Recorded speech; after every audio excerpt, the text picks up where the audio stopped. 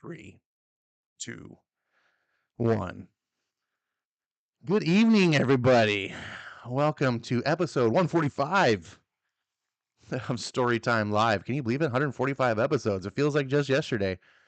No, really. Welcome everyone that's here, and I'd say welcome everyone that has yet to show up, but they wouldn't hear me unless they were watching this after the live stream, and then you do hear me. So, welcome to you, person who's listening to a recorded version of this. And I haven't done an episode of Storytime in a while. It's been quite a while. Um, and I kind of forgot how to do this.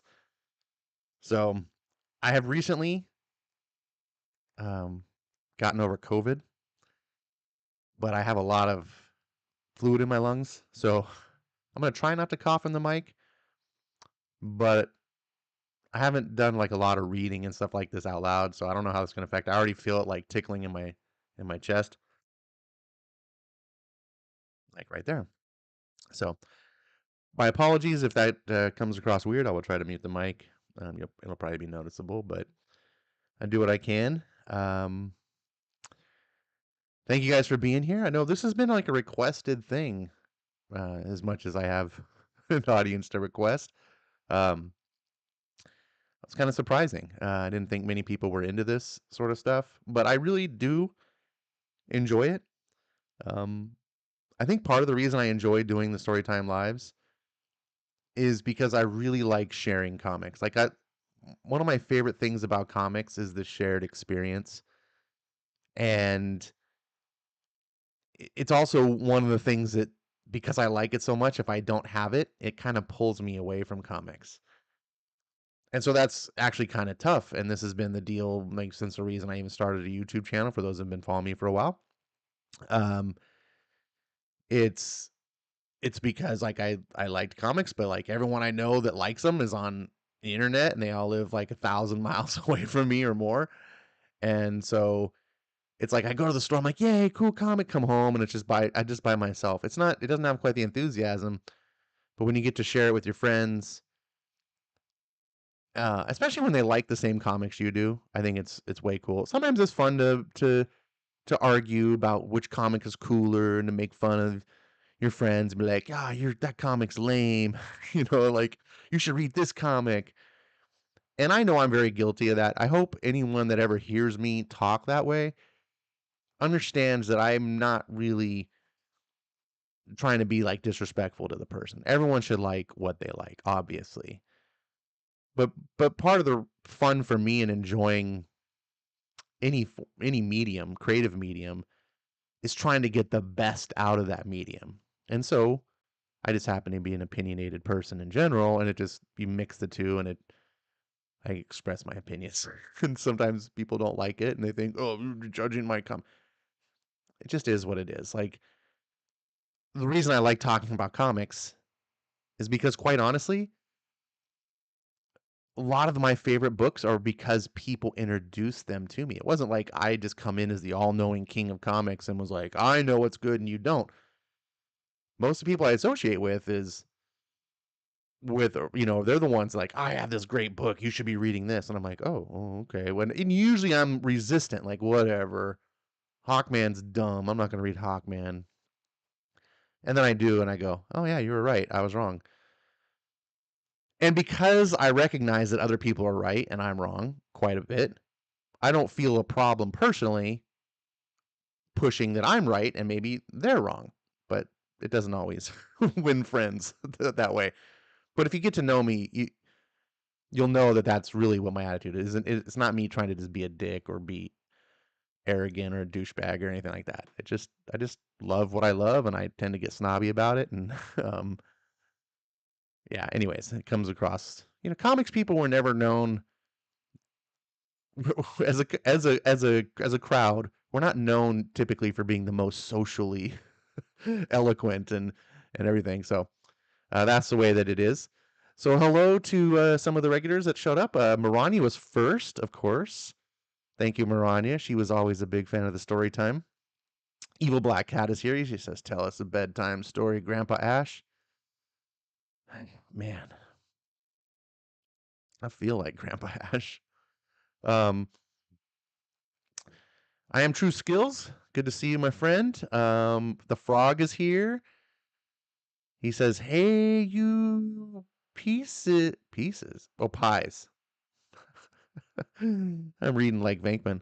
Um, Less Evil Ginger Cat is also in the house, and he's here. Good to see you, Less Evil Ginger Cat. Breen is here. Good to see you, Breen. I can't remember. It wasn't story time that I met Breen. I met Breen way back in my early days of reviewing bad comics. Um, who's ready for story time with Ash on Comics, baby? Evil Black Cat says Frank Miller's comics are lame. Funny. Going back to talk, everyone, if you know me, you know that Frank Miller's my favorite creator, but he wasn't always my favorite creator. And much like cats, whose brains are smaller than my fist, um, I once thought Frank Miller was lame too. And it wasn't until my stepdad, who, when I was growing up, um, my stepdad married my mom when I was about 14. That was probably a year after I had gotten into comics and stuff. He was big into comics, but more from like how most of you guys are. He wasn't like a collector. He wasn't into like fill long boxes and stuff. He was, because he was an artist. So he was into it for the art itself, like the art of comics. And Frank Miller was one of his favorites. And he was the one that pushed Frank Miller on me in the beginning. And I was just like, And you know how kids are. What the adults like is usually the non-cool stuff. And I think the reason, when I look back on it now, as I think about my life, I think the reason, one of the big reasons that I was an anti DC in my young years, was that he was big pro DC. He was a big DC guy. He read some Marvel. He wasn't like, he didn't really like pick sides per se, but DC was more his bag for sure, for sure. And I think, looking back, I remember he was a big fan of like the Wahaha Justice League, which at the time, teenage Ash, I was just like, oh, it's so lame. It's like, give me my X-Men books. Um, I wish I would have given that more of a shot, because he was right about a lot of things, and Frank Miller, especially, being one of those. And I have an entire Frank Miller Daredevil run because he gave it to me, and so it's special to me because I think the Frank Miller Daredevil run is one of the greatest runs of comics of all times, but also because there's that sentimental value too, that it was a gift, right? It wasn't like I just went into the store and bought them. So I have a lot of my early X-Men collection to thank from him too. That he just gave me, because he knew I was big into X-Men, and I had started collecting X-Men in the early 200s, and I was working backwards, and I got to like the 190s and the 180s, and he's like, "Here, have these," and it's like, I think it like 130 on up. And I was like, oh, as a kid, when you're a teenager, you don't really have a lot of money to do stuff. You're just like, that was, so I had that. I have him to thank for that. But yeah, so Frank Miller, awesome. And but it's cats. What do you expect from a cat? Um, what else? See, Eric says he met me when I met you when you and Bats didn't have a working microphone between you. Oh, yeah. No, I always had a microphone. When did I not have a working microphone? Because the microphone I'm using now, I actually bought back when I lived in Colorado. I was going to do a podcast with one of my coworkers. I wonder. That was my computer, I think. I think my computer was always acting up, and that was probably why. But anyways, so tonight you can see on the thumbnail here, Trinity is a feature book. I have never read Trinity. I don't know if any of you guys have. And it was one of the DC books back in the day. I don't remember exactly when this came out, but it's Matt Wagner. And I remember, like, I knew who Matt Wagner was because he was big Um, he was big in the indie scene. Like in the late 80s and the early 90s, when you thought of like indie comics, Grendel was the thing. Like one of the things. I mean, he had Teenage Mutant Ninja Turtles and some other popular stuff. But the indie scene wasn't like it is today, where like 80% of comics is indies. It was pretty much you had Marvel, you had DC, and then you had, like 5 to 10% of the weekly books that came out were some indie books. Usually like really small publishers, people publishing out of their garage. Like that's where Mirage, the guys who published Teenage Mutant Ninja Turtles, they're just publishing out of their house in the beginning. Um, so it was a little bit different. Now you have Image. Of course, Image came around in the '90s. That changed a lot. I mean, like for 1 month, actually, Image was like the number one publisher. It toppled both Marvel and DC. Um, but it was a way different scene. Like indies today are very much, they don't feel like indies. They're just small publisher. I don't think of them the same way. There are still definitely some indies out there for sure. Like when I use the term indie, I like to think of terms like more like a garage band, not just because it's a small publisher, like Dynamite Books and Boom Studio. Well, like who else? Like Dark Horse, Image. Um, these guys are they're producing really professional stuff, and oftentimes more higher quality than Marvel and DC. They're just smaller publishers, but the guys that are like kind of just doing it on their own, I would say like the indie scene back then was much like the Kickstarter scene is today, although not as nearly as effed up. Um, but just real amateur hour, people just doing their own stuff, not having editors, and just doing it for the love of comics. Anyways, Matt Wagner was a big name. He did Grendel. He also did Mage. Um, and he was just one of those people that just was really talked about, just kind of rose, the cream rises to the top.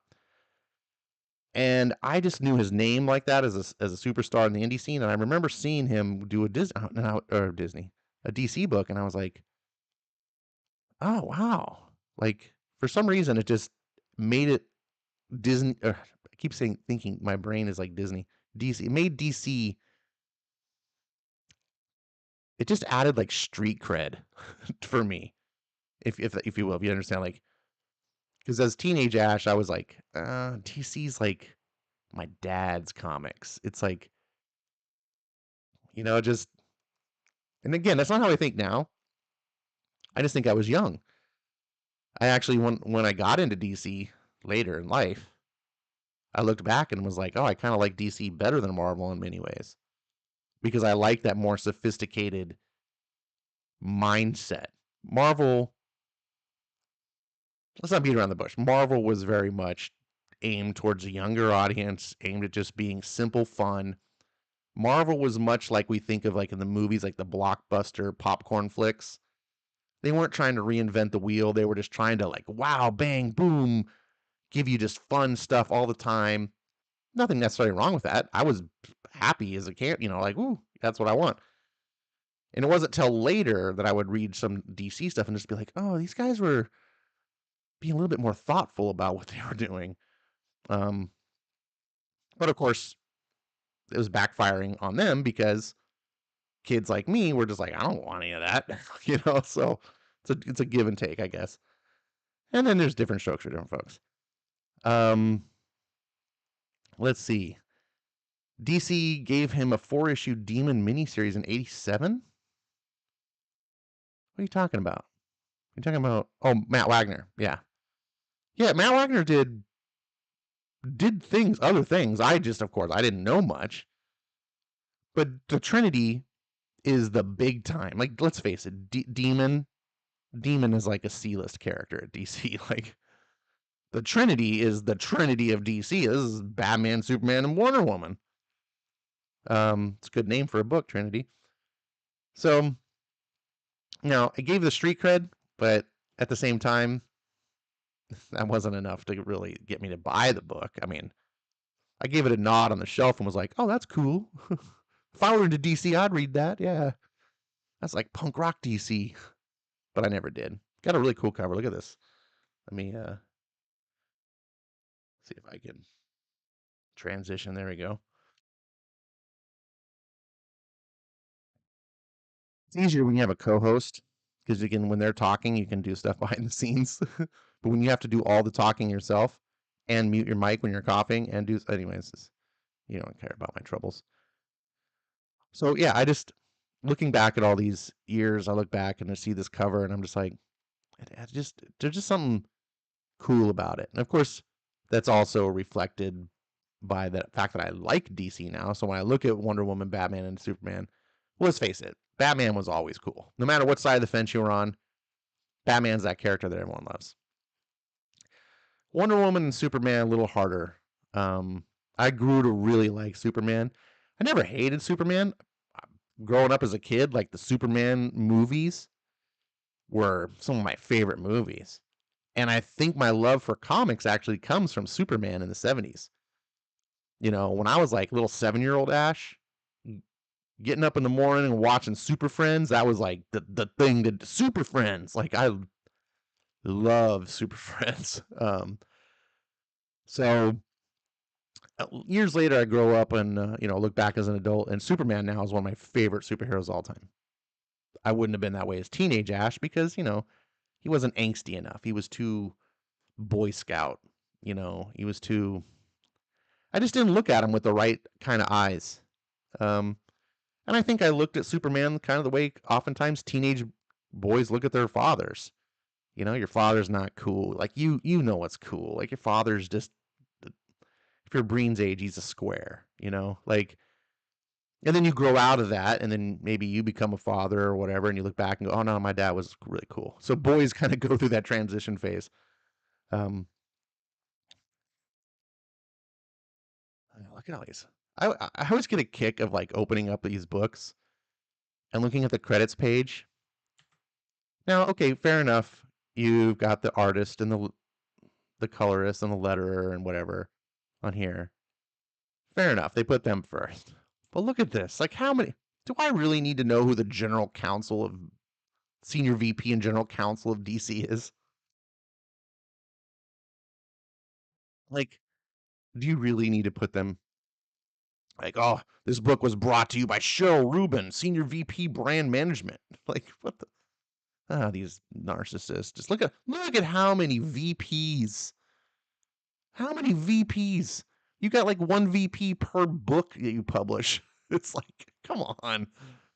Over managed, can you say? So here is the introduction by Brad Meltzer.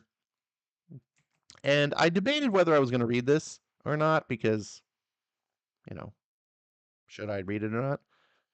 And I think I'm gonna because this is a new thing and people, I don't think we've filled up yet. Hopefully it won't bore you to tears and you'll want to leave. But I think it's kind of important as I'm reflecting about the books. And this is the introduction to Trinity. The icons are the hardest, it's true. Superman, Batman, Wonder Woman, all icons, all difficult. But it's not because the characters themselves are impossible to define. Actually, it's the opposite. Superman, Batman, Wonder Woman are perfectly defined, honed over 60 years by some of the world's finest writers and artists. The trinity of heroes is so well developed, their actions and reactions can almost be predicted. And that's the hard part. Like writing the final season of Cheers or MASH or Seinfeld, how do you add anything original to the pantheon when everything's already been done? The answer is not easy, but at least you have the characters. It's the one advantage of writing the icons. Even the most mundane story is suddenly dressed up when you add Superman, Batman, and Wonder Woman. But writing those last seasons of Cheers or MASH or Seinfeld, adding Cliff and Norm, BJ and Hawkeye, or Jerry and George only gets you good. It's easy to do good. Anyone can do good. Oh, time out. I beg to differ these days. Like 20 years ago when this was written, yeah, maybe. All right, back. It's easy to do good. Anyone can do good. What's hard is something great. Amen to that. Trinity is great. And not just great as in the slightly more complimentary version of good. In these forthcoming pages, Matt Wagner digs through the psyches of the icons and unearths true greatness. Make no mistake, this is not a simple superhero story. Wagner starts with Superman, Batman, and Wonder Woman, but he explores Clark, Bruce, and Diana. It's in that humanity that Trinity finds something new, and in that new makes us feel the excitement of meeting these characters for the first time, even as they meet each other. We've been married to these characters for years, knowing everything about them, every last detail. But as the years pile on, the special settles into the mundane. We start questioning whether the old flame will ever be rekindled.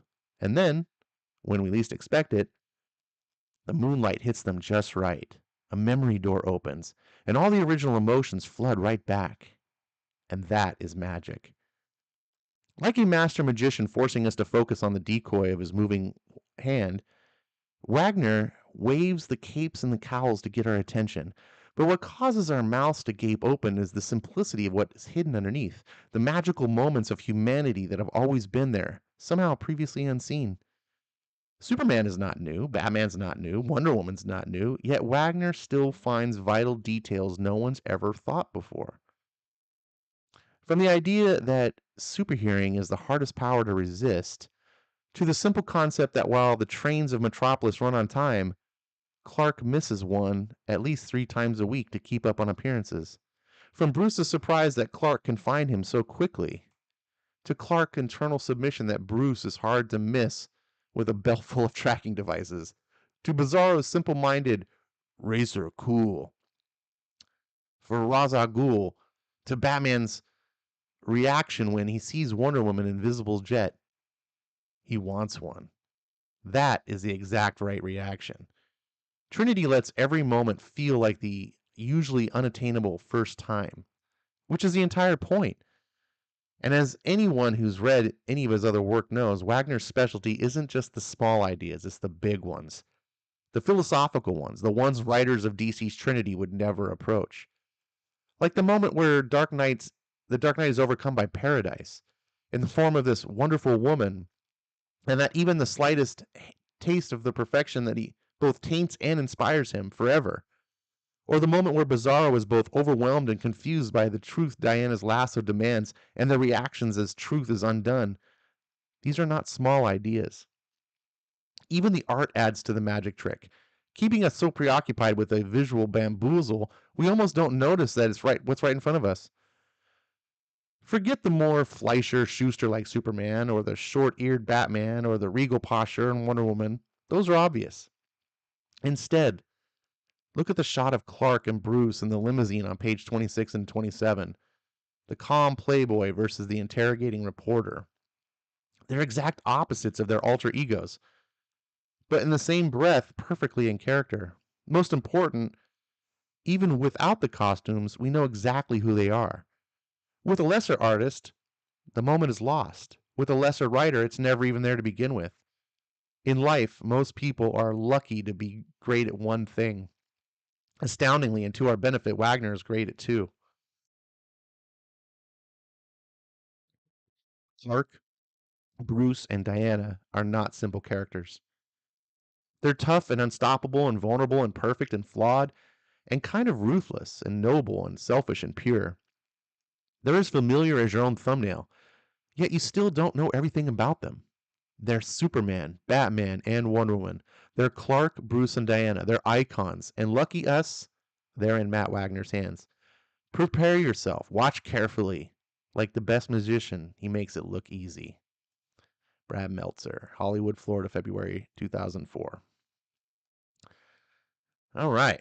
So that was a pretty good forward. I must say, as far as forwards go, um, if I had a comic and Brad Meltzer said something like this about me, I'd be like, I'd be feeling pretty good about myself. I'd say, like, now, of course, when you hype something up, it's got to live up to it. So let me take a drink of. I'm drinking, by the way, not an Anheuser Busch beer. We do not drink Anheuser-Busch beers here on the Ash on Comic Stream. I am drinking the #1 beer in America, Modelo. And I am drinking Modelo Chelada Especial.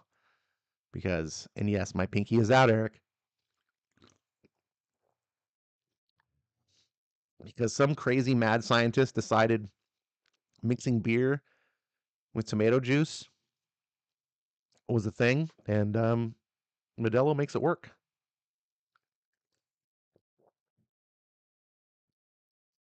Comic Frog says he needs a desk whiskey. Yeah, that's a good idea. I like that. I think you do need a desk whiskey. All right, let's get on with the show. I have not read this book. I had not even read that forward before. I read like first couple paragraphs of it. So this is going to be a cold read, which sometimes makes it harder because you don't know, sometimes word bubbles and just different things. So I'm also not, I am not a voice actor. I do sometimes try to alter my voices for the characters just to make them distinct between each other, but I don't know how to do accents. I am also really struggling with my chest. So hopefully that won't become a problem. There might be some pauses.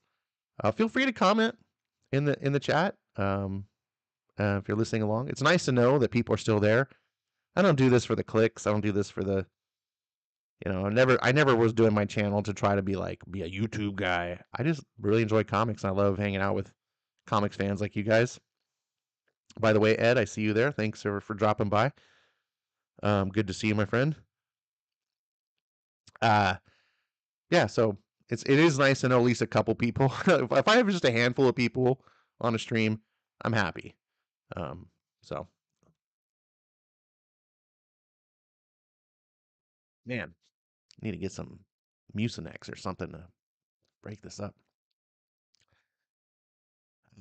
Comics Comic Frog says I can do accents and desk whiskey. Okay, there you go. Here we go. Starting off, Metropolis.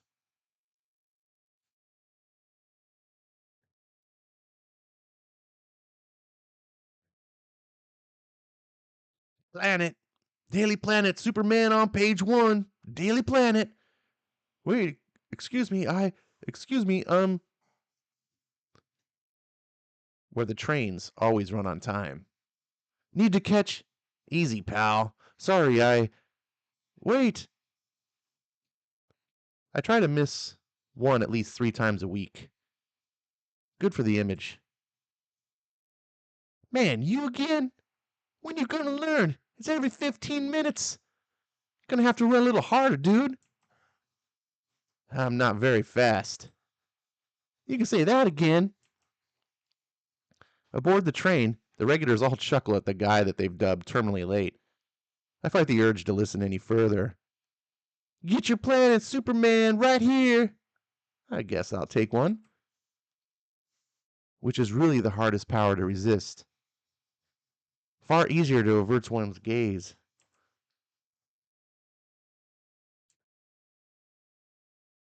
Not peek into everything. So much harder not to listen. But try as I might, there's one sound I can never block out. Hey, where'd he go? Now the dude's gone and lost his hat. It takes precious moments to locate the target. Amid the cacophony of city sounds, I listen hard for what seems out of order. The train gathers speed as it thunders over the 3rd Avenue. The driver's been shot. Ahead, a sharp curve, much too fast. Never make the turn. Now, catch that train. As always, one thought drives me onward, compels both my crusade and masquerade. The idea that disaster can be averted. Holy cow, is this heavy? I'm out. I like this shot. It's very classic, right? It's kind of like that Action Comics #1 shot, but without ripping it off like everyone else seems to do. It's like Matt Wagner captured the essence of the shot, but making an original. Anyways, I'm also a big fan of like Herculean looking Superman. The modern Superman's a little too thin for me, you know. Um, kind of miss super. I miss superheroes looking like gods. I'm in. Passengers are shaken, but alive. Rescue teams can handle it now. The shot's trajectory leads here, but the sniper's long gone, without a trace. Faster than a speeding bullet? Not this time.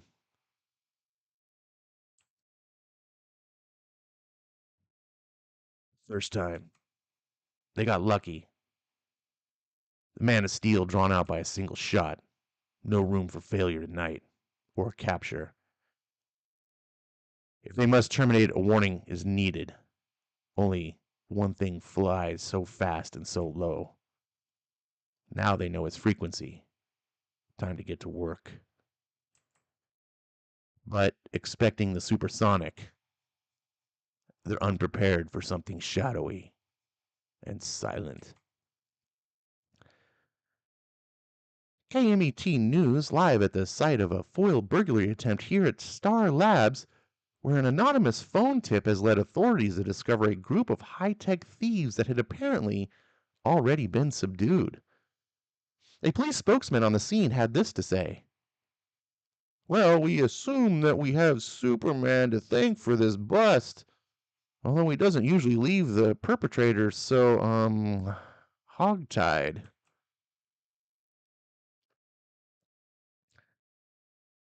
Pa always says, take time for yourself. You know, Clark, you can't solve all the world's problems on your own. Here in a special place, all for myself, I honor the date that I've chosen as my celestial father's birthday.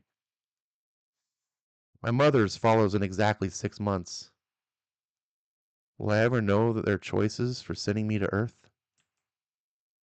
Will I ever know the reasons for their planet's demise?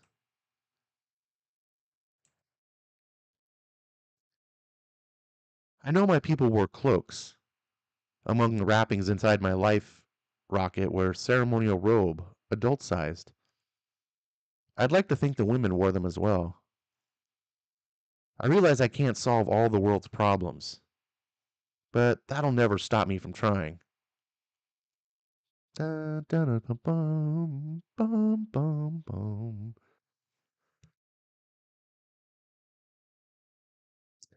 Will that music, by the way, have time out. Will that music ever not be iconic? Like, I think no matter what they do, like that will always be the sound of Superman.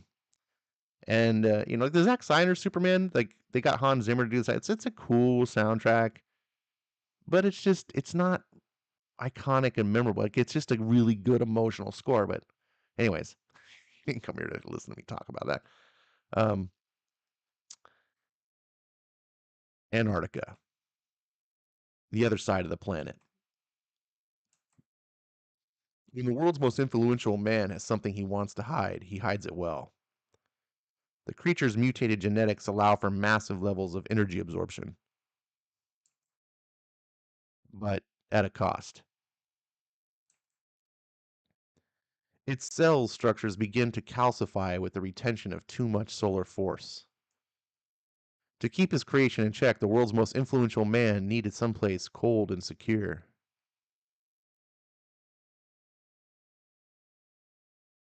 Uh-oh. Excellent. Gentlemen, go to work. Someplace beyond the reach of any rival, beyond the suspicions of any foe. Back home, a gang of high-tech thieves are caught by an unknown hand. Could Metropolis have an all-new Guardian on duty? Planet, get here. I was in town last night. Tried to find you, but no luck. I should have guessed it was you, what with the gift wrapping and all. All those frequent flyer miles finally add up?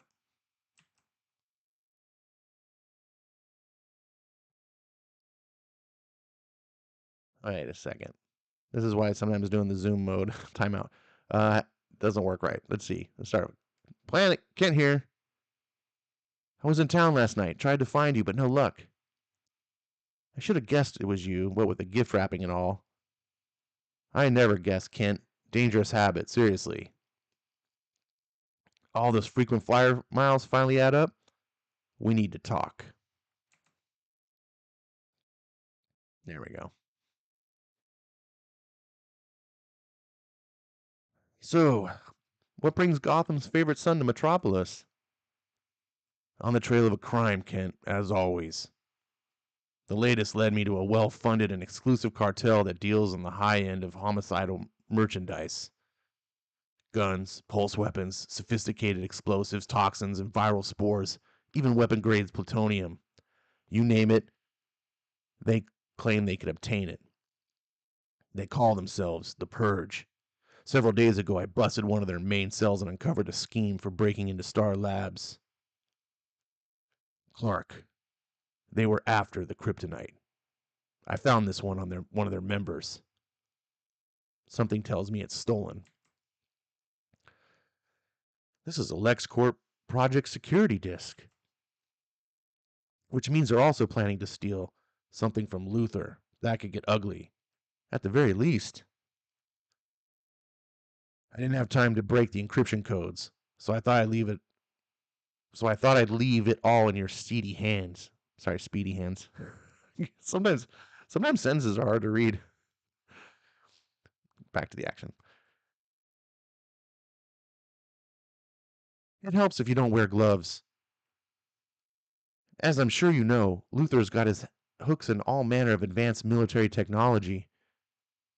If this purge gets access to some of that stuff, it could spell BADNEWS indeed. Thanks, Bruce. I appreciate all you've done. I'll let you know what I discover, but I can take care of myself, you know, even against kryptonite. Only making sure. And you were out of town, yes? Just a bit of vacation. I know what he's thinking. Crime never takes a vacation. But there's no beautiful sunsets but there's no beautiful sunsets way down in that cave, Bruce.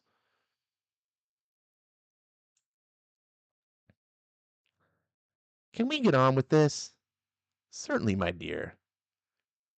My associates in Amsterdam claim that you are one of the most skilled warriors they've ever seen. Quite a claim for one so young, I'm guessing. 18. Of course. Still just a fledgling, though. Look, mystery man, this crap is getting boring. You want a demo? Fine. Bring it on. Very well. Let it be so. Now that's more like it.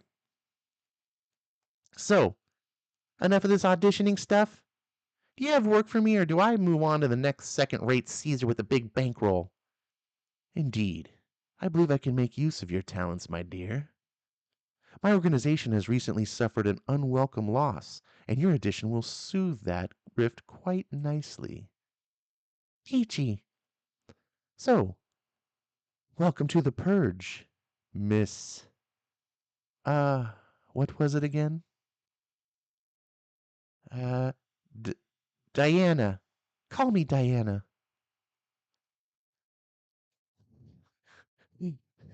Sorry. It's like, I don't think she's that good at undercover.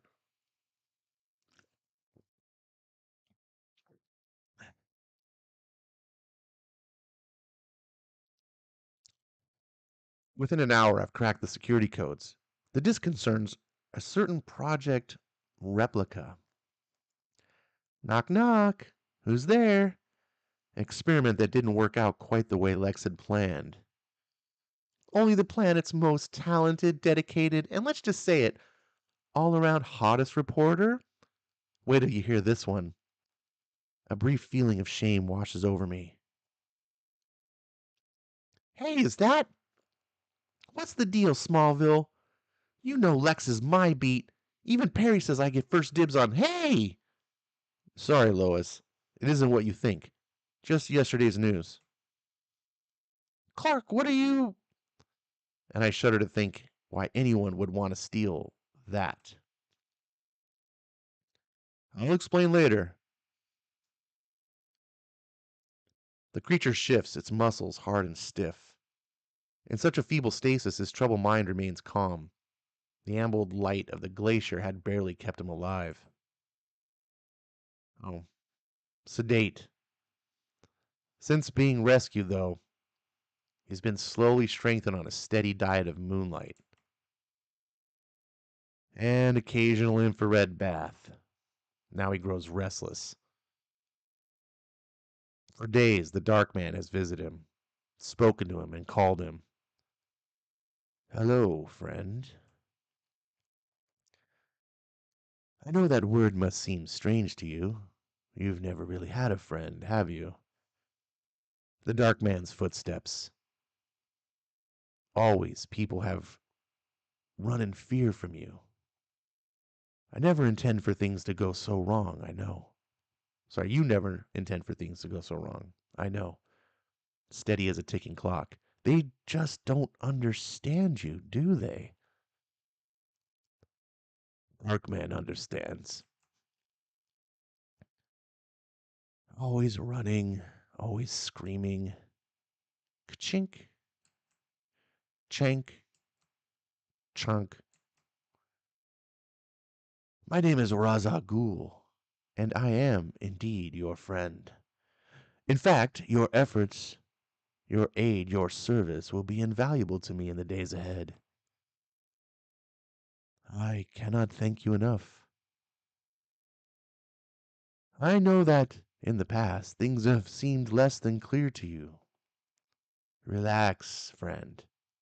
You've suffered enough. I'm here to make certain that never happens again. You are, in fact, my most cherished comrade. The single most important part in the vast scope of my global operations. Yes, you, my friend, are my number one. Darkman am Bizarro's friend. Now then, I have a small favor or two I'd like to ask you.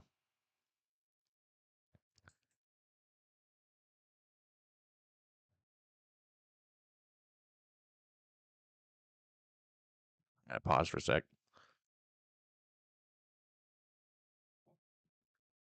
See, Ronnie is saying, I like the style of the art, but there's something about it which feels off too. Maybe it's the more flat coloring, the modern style of inking, but there's a good flow of action in the panels. I'm pretty sure this book was done in like the early 90s. If anyone wants to look up when it was originally not the trade, but the original series. Like this book could be like 30 years old at least. So I wouldn't call it like modern. Um, I very much I like the classic mix. Like the coloring isn't all super digitized like modern books, but it's not purely for color either. Um, Part of the issues might also be that I'm zoomed in, whereas if when you're looking really close at a panel, sometimes the art doesn't doesn't look quite as good. But when you see the full page, for me as a comic book fan, I always appreciate better on a full page. But I don't know if anyone's looking on a phone or whatever, so this is the way I like to read them. And the old Comixology had a way where you could put in the options when you got to the end of a page, it would zoom out so you could see the whole page. Or you could do it when you started a new page. You could do these things. And this version, you can't do that, so it's kind of stupid.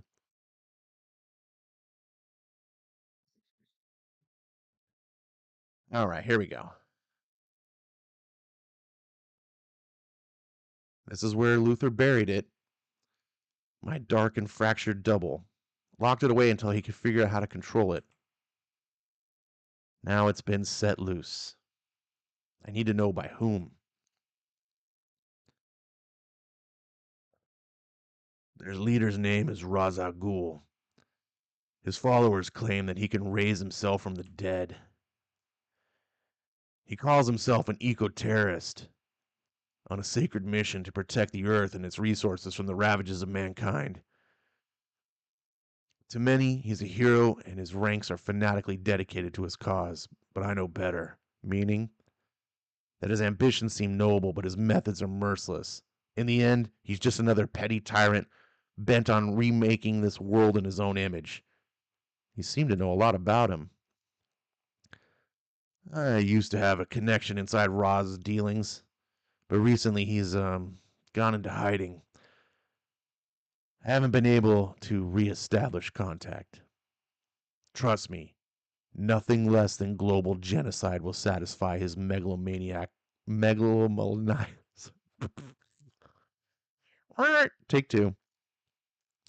Trust me, nothing less than global genocide will satisfy his megalomaniacal aims.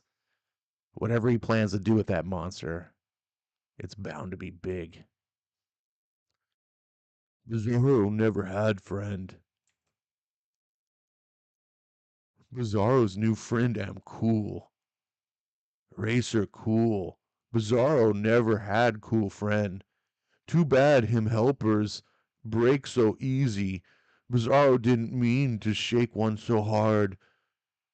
Then other two tried to grab Bizarro. Bizarro didn't mean to slap the other two so hard. Racer cool, say it okay. But am bad on Bizarro's face. But make Bizarro strong again. Racer cool ask for fair pair of missiles. Bizarro bring whole thing. Racer cool, say it okay.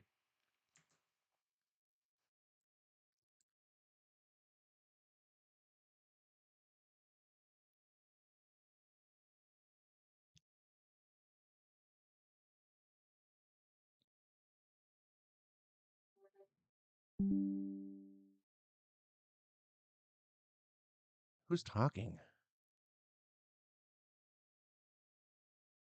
I think it's Superman.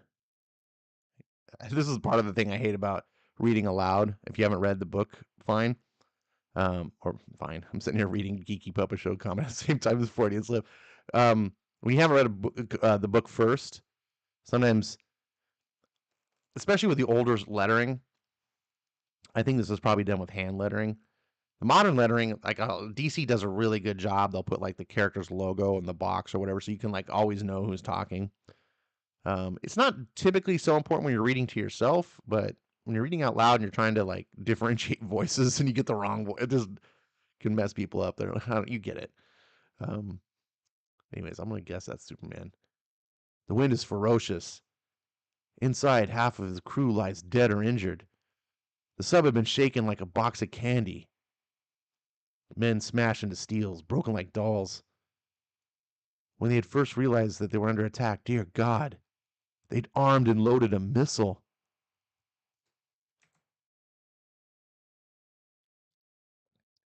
Sheltered from the outside world, the island lies peaceful inside its mists. The sentries circle its peaks, ready to the sound of the alarm in case of an intrusion or attack, ready to call down the wrath of the gods.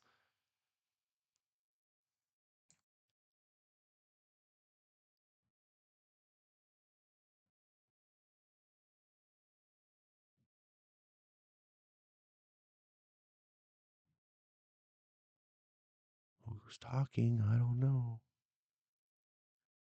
I am neither a zealot nor a madman. I am a realist, at least, and a futurist at best. Some do not agree. Thus, we must use whatever means necessary to preserve that which the rest of the mankind would pillage and rape. The world will thank us some day. Here I thought you wanted an update on team unit training. If you're not too busy saving the planet, that is. Of course, my dear. Well, they're actually doing quite well. Endurance test scores are up, and response timings are much improved. They're a tight bunch. Oh, sorry. Bad lettering. Bad lettering. Should have been over here. Your report then? How fare my followers? Well, They're actually doing quite well. Endurance test scores are up. The response timings are much improved. They're a tight bunch. Have they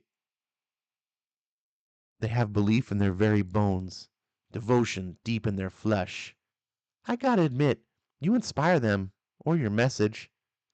It is the world itself that inspires them. Earth is a lonely and precious thing, and man has never done anything but abuse it. My followers understand the dire need. It's time to wipe clear the global plate of civilization and all its tragedies.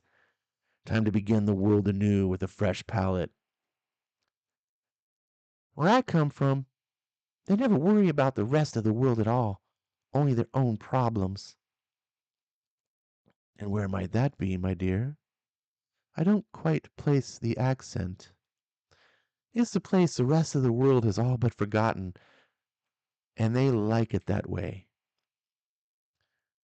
When I first left home, I never knew how anyone could how cold the outside world could be. Found the only assets I carried with me were the chance to sell my body and the ability to kick whoever's ass might want to try to sell it for me. One thing about where I grew up beats never knowing any different. Oh, sorry. Weird lettering again. One thing about where I grew up, a girl learns to take care of herself. And so now I'm a hired fist. Beats never knowing any different. You sell yourself short, my dear. It takes tremendous courage to confront the unknown. Any less valor and slayer would have your hand off by now. Effendi, a problem. The creature has returned. So this is your first time in Metropolis? You gotta make sure you see all the sights. Now, I offer a complete city tour package for only here. What, the park? The sentry's screams still echo along the cliffs. Yes, here will be fine. Thank you, driver. They reported a flying man responsible for the near catastrophe, strong enough to carry a nuclear sub, clad in a red cloak. The description is obvious. I do not relish the confrontation that lies ahead. Still, I have long wished to meet the man reported to be stronger than Hercules, swifter than Hermes, braver than Achilles, but now I need to know where.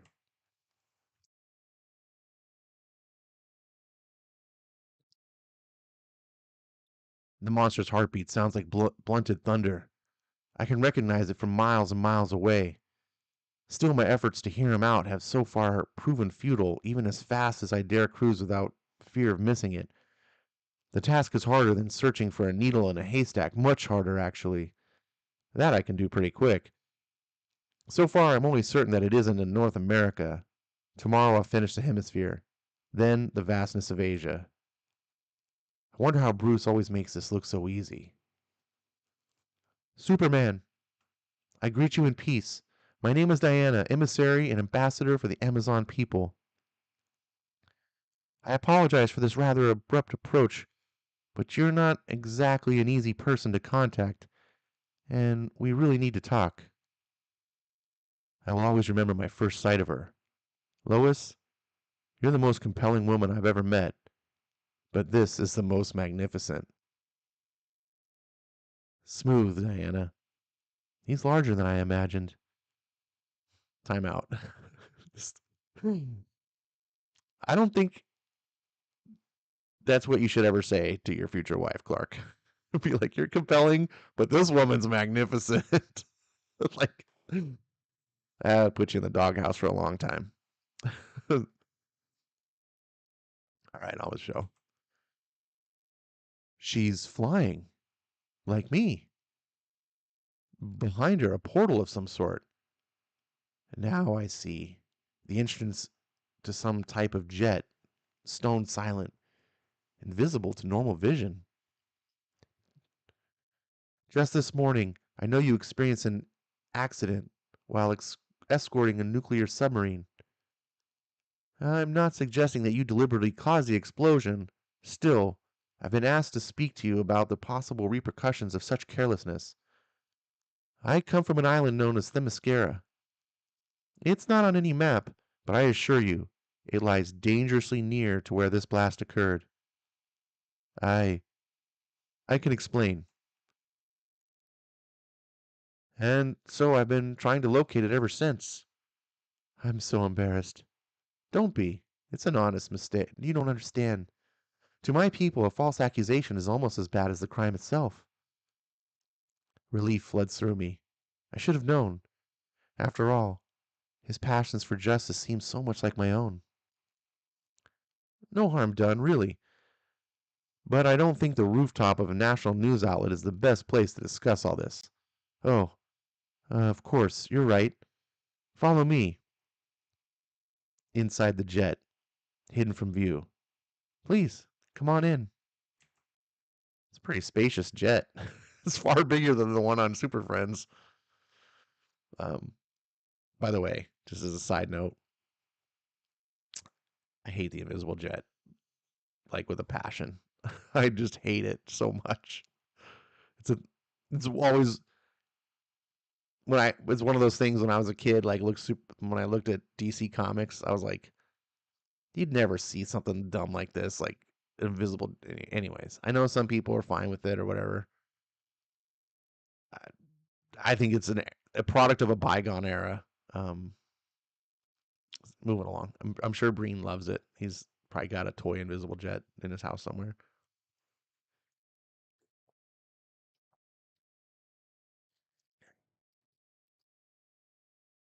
Don't mind the mess. You say this bizarre creature is in the thrall of a cult leader of some sort? Then he must plan on using the remaining armament within the sub. Such a man is obvious menace to all the world's security. I will join you in this pursuit. That is, I think I can help. Easy does it, princess. This technology is alien. Oh wait, Superman's saying that. Why they color Superman as pink? Like they have these starting letters in the boxes, which I was thinking, oh, this will help differentiate who's speaking. Except the colors aren't consistent. So whatever. Starting over. I think I can help. Easy does it, princess. This technology is alien. Is she an astral immigrant as well? Sure, I'd appreciate anything you can do. She is a warrior. And a diplomat? The jet sensor should be able to track the subreactor's residual ion trail. I don't know why I didn't think of that before. I guess we all just assumed you had it. Well, again, my apologies. Again, forget it. Find anything? Yes, the jet detects an unusually strong ion stream heading eastward, close to the equator. Follow it then. But before we go, I have a question. How did you know where to locate me tonight? I just asked around. Humans are easy to fool, as you know. But the city birds know when and where something flies through their airspace. There's been a recent evacuation here. These tent post holes are and tire tracks. The Sahara Desert. The crew's bodies are still inside the sub, long dead. And from the looks of it, you were right. All the missile racks are empty. And those are sand squirrels from the helicopter landing. Several, actually. But where are they stationed? This campsite isn't large enough to house such an operation. To gaze into the earth is confusing, murky and studded with elements that block my special sight. Still, I search for evidence of the order and structure. Things man made. He is so used to acting it all alone. Well done. This was their lair? Seems so. The complex is large and extends deep underground. Couldn't see much else. Most of the doors and walls contain a lead alloy. How do people live like this, buried inside the earth? I I have trouble seeing through that. I've never actually told anyone that before. Down the tunnel as he walks ahead of me. Oh, she again, mess with the colors. Damn you, book. Sorry, hold on.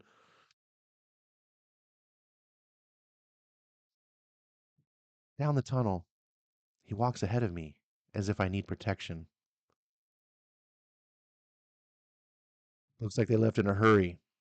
There are enough supplies here to last for months, unless they haven't all gone. I don't hear any breathing, but if it's an ambush, shh, I'm checking for heartbeats. Diana, look. In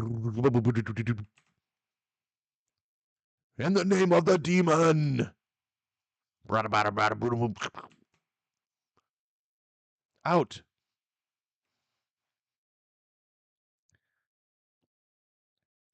He seeks to warn me, but I recognize the trap. Smell the oil of the gun barrels, the sweaty stench of fear. She's fine, and they're lucky. Superman uses heat vision to heat up all the guns. Unit A, fall back! Unit B, advance! What is this? The friendly division? They swarm over us like locusts. Diana notices first.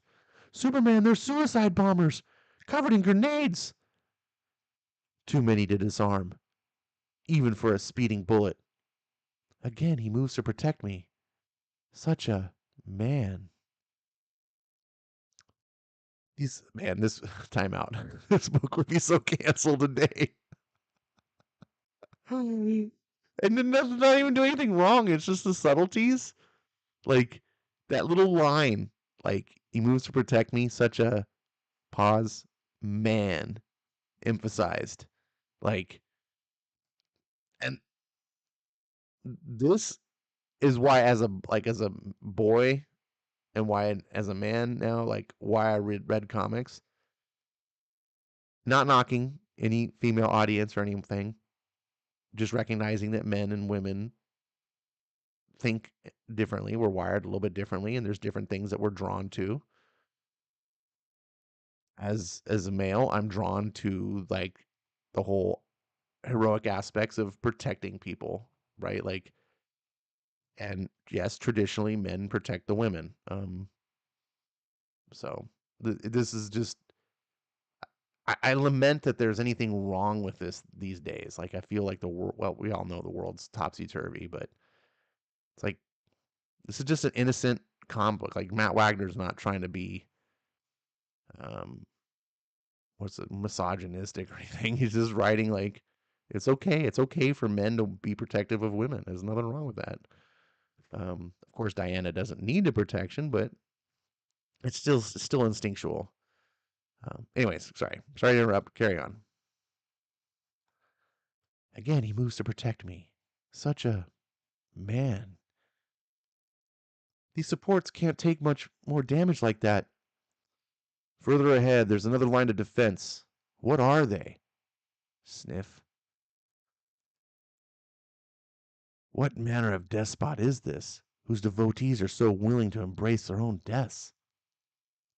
Nerve gas. Then, out of nowhere, like Aeolus, he summons a mighty wind. Uh, sorry about that. You should see my sister. It's too late for these sorry souls.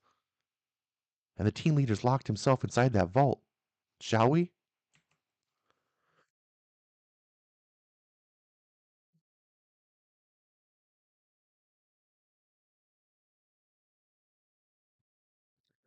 Oh, mighty demon, it is in your name that I now do as you bade me. I pray my act brings honor to both the house of Ubu and our exalted master. Beep boop beep boop beep beep. Wham! That's a pretty cool shot.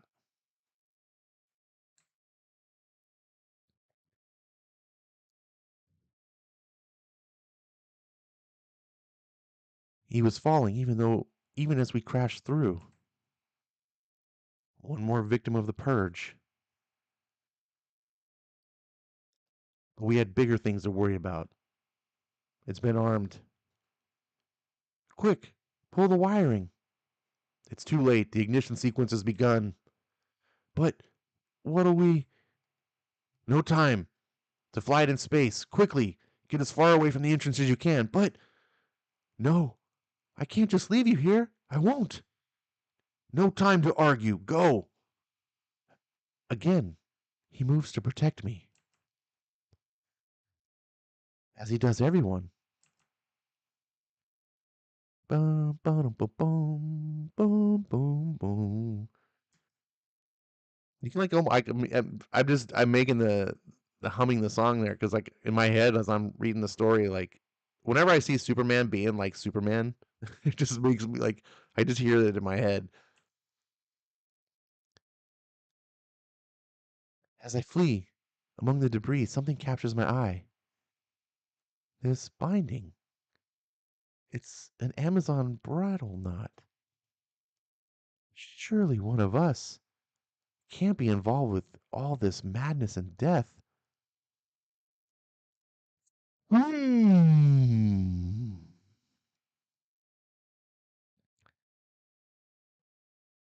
Deep underground, the blast rumbles and roars, like something I have heard from the far sides of Tartarus.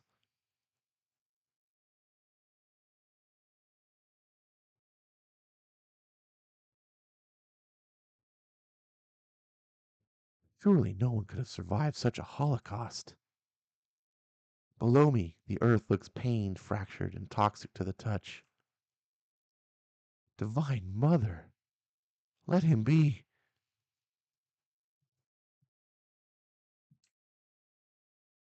Thank the gods you're alive. I feared. Wasn't so sure myself for a moment there. Whew. But we've lost all the evidence they had destroyed the trail. On the way out, I I saw an abandoned crate with the shipping label for the port of the Gotham City. Not much, but it's all we've got. All right then, on to Gotham. I've got a friend there who might be able to help us.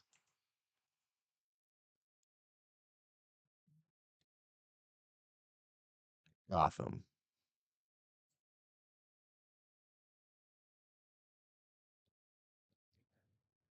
where crime never seems to rest. Good to see your organization is on top of its game. We've been trying to secure some of this top shelf firepower for months. You birds and the purge make it all look so easy. Hope you don't mind if we check out the merchandise. Suit yourself, but don't get any crazy ideas, or you'll leave here wearing those boxes instead of carrying them.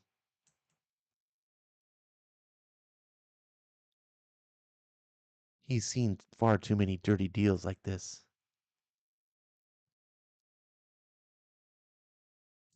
I think I did the wrong narrator voice. This is a hard read as far as like the lettering goes.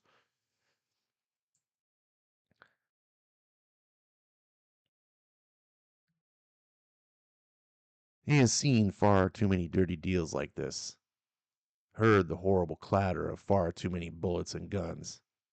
Nice. Ooh, I'm getting all sweaty all over. Prime stuff, no joke. Thud, crack, thump, thwack. And so he fights. The hell? For justice.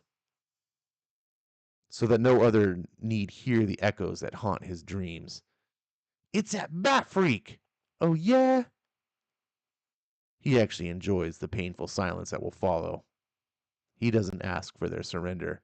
How? Well, Ice's freaky ass. They never do anyway. The craven and the foolish all find undaunted courage with a gun in their hands. He is trained for a lifetime to prove them wrong. Ding!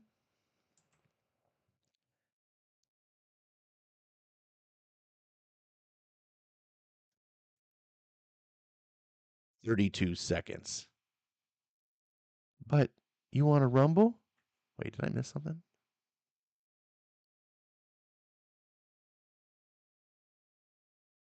Oh, it's the lettering again. Sorry if my reading's all disjointed because of this. I apologize. Ding! 32 seconds.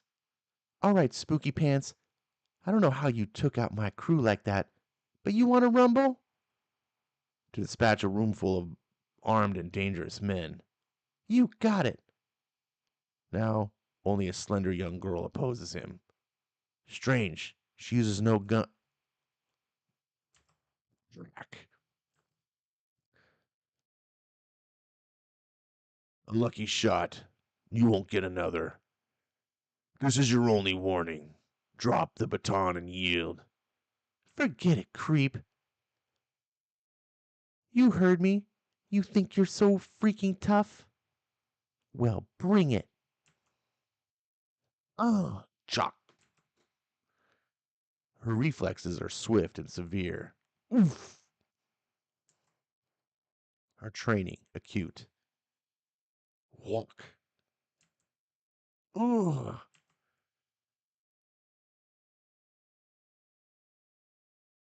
Before the sludgy darkness clears from his head, she's gone, leaving behind the guns and the loot and her crew. Where? Oh, um, oh, that's not Batman talking. It's a dude underneath it. Sorry. The young vixen places too much faith in her troop's ability to self-terminate. Too little in his gritty resolve. Wait, sorry. Too little in his gritty resolve to get the information he wants. Don't bother grinding. You have a new dental plan. I'm afraid I have to remove that cyanide molar. There is no path but the demon's path. There's no fear save for his mighty wrath. You don't say. Where is Ra's al Ghul? What do you know of Project Nova? I will never betray the almighty demon. I fear no retribution nor death. You don't know the meaning of fear. I'm here to teach you. Never see a body drop from 30 stories. You'll make a greasy stain even your mother won't recognize. Last chance, monkey boy. What is the demon's goal? I will not. The demon brings destruction in his wake. The, the city is home of his greatest foe. He always brings death to those. The truth. Too simple. To those who oppose him. Like some magic trick.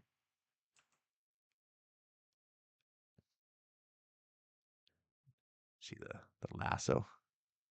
That's what you miss when you're zoomed in. I think it's because this comic is older. Sometimes they have a harder time when they do the digital comics on these older books. Um, just because like with the newer, like they know the book's going to be digital, so there's a little bit more intention. So the lettering is placed like they just know. Anyways, you get what I'm saying. Back to the action.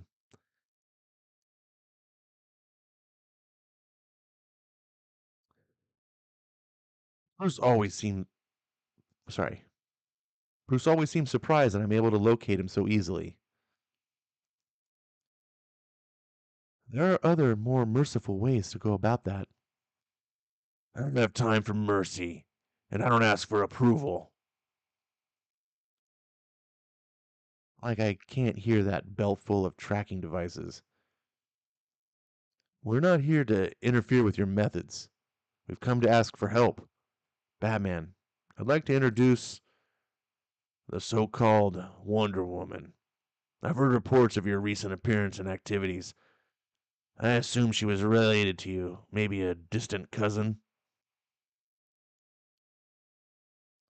Aren't you a bit underdressed for all this? And why are you wearing a mask while terrorizing this man? Ashamed to show your face? Whoa, whoa, take it easy. This could have certainly gone better. Batman, we've come because of the purge.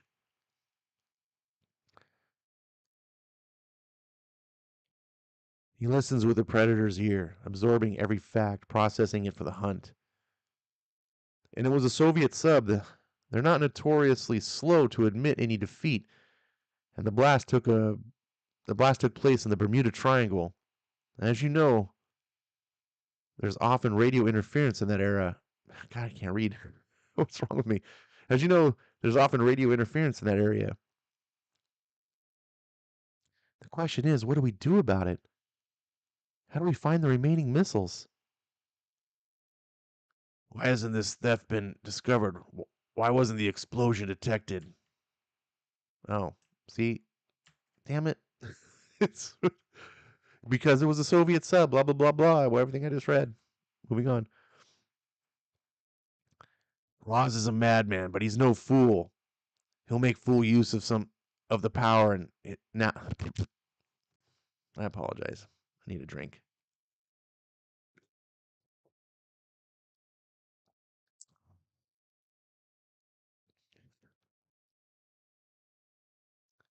Geeky Puppet says I mute the stream and read the Batman parts out loud. That's why Batman that bad. All right, back to the action. Roz is a madman, but he's no fool. He'll make full use of the power now in his hands. He's always held a special regard for my enmity. In a sense, no one knows him better than I do. We still have a prisoner. I say let's question him to the fullest. But I get to ask the questions. Well, so long as you agree not to mistreat him, all right. How's it work? Just grip the line and ask. It's impossible for him to lie. Like some magic trick. What is your rank in the purge? Uh, infantry, ground excursions, and local security. So you know where Ra's headquarters are? Oh, only the barracks. His real enclave is hidden underground, deep beneath the city. What is his plan? I, don't know. What about the stolen missiles? Where is he taking them? One of them has been brought here to Gotham. Where? Don't know. And the others? Sent away, not here. I don't know where the others are. Please, my stomach hurts. All done then. Yes. You sure? Yes. Good boy. Punch. Crack. Somewhere below, his enemy waits. Greetings, ancient Sybil. How fare the mists of knowledge? This pit is full and ripe, O demon. Its vapors race through my mind. The seer's bones are stiff with age. Still her body spasms as she deeply inhales the fumes of a Lazarus pit. So, the conversion is still on due course. I think the lettering is screwed up again. The fumes. The fumes of a Lazarus pit. This pit is an enchanted canker where the ley lines converge. Its vigor is astounding. The stress of its rolling power has caused a rift wherein the surrounding earth, and as below, so be it above. So the conversion is still on due course. As below, so be it above.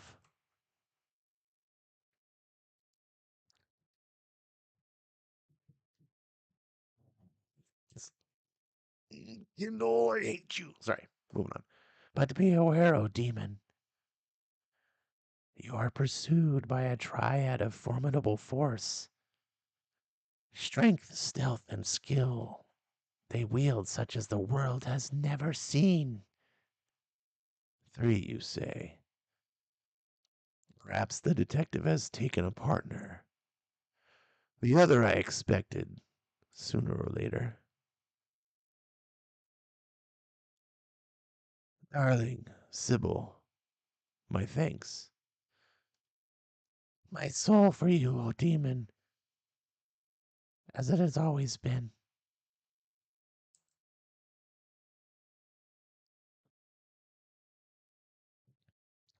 Goodbye, old mother. The peace of the gods be with you.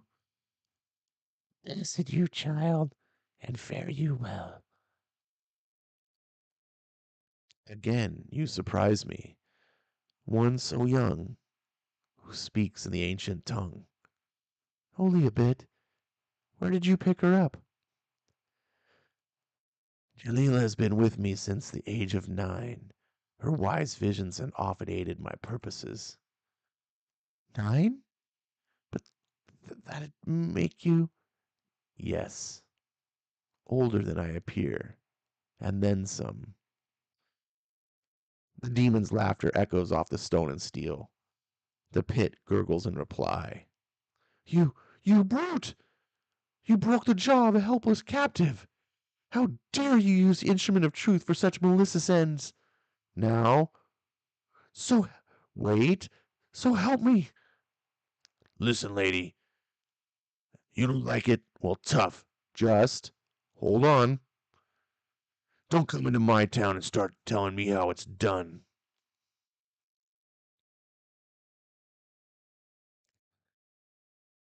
Enough. How do we even know your little rope trick really works? Seems to me the leader of his crew bore a striking resemblance to your whole scene. Even wore an eagle's crest and stars. What? I don't know what you mean. No Amazon would ever be part of such a cult. Really? Smooth, princess. Right. Look, Gotham is my turf. If there's a missile here, I'll find it and disarm it and deal with Ra's al Ghul. Why don't you two get busy on locating the other ones, yes? Bruce, why does it always have to be so difficult? This is your friend? Yeah, sorry about that. He's just never been much of a team player. Look, let me go talk to him alone. I'm certain that we can locate this villain on our own, but nowhere nearly as fast. You don't understand. This guy can find anything. Wait for me. I know where he's probably headed. I'll be back soon. Oh, very well. Here, it's a transmitter. I'll be in the jet. Thanks.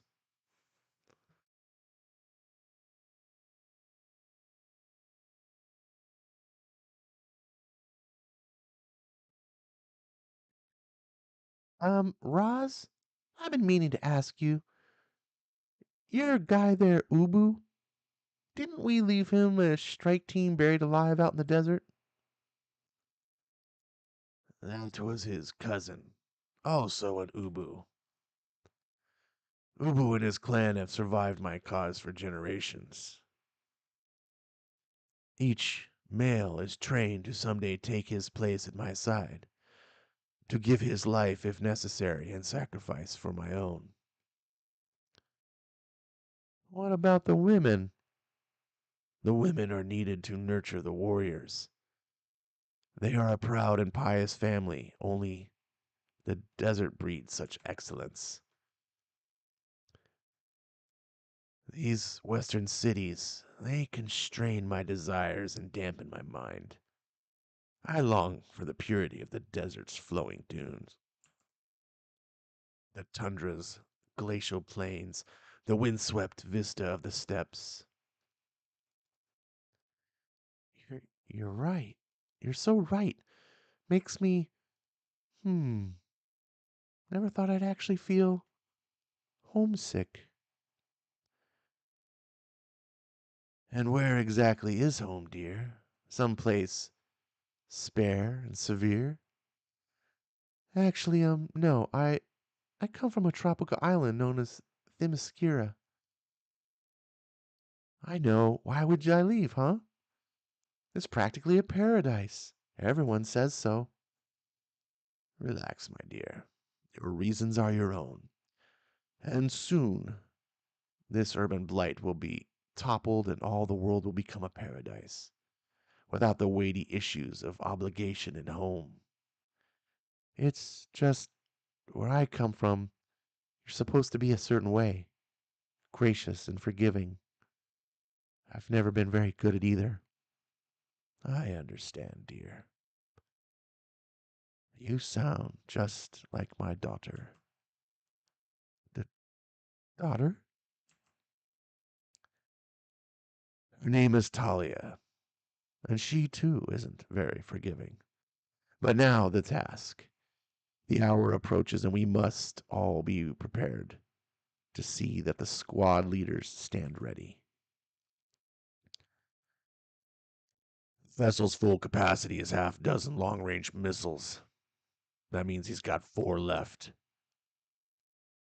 Far below the stately manor house is where Bruce wages his war on crime. He always seems tense when I'm there. It's his private place. 2 days ago, I busted Purge Communications cell and accessed their computer files, where I discovered something called Project Nova.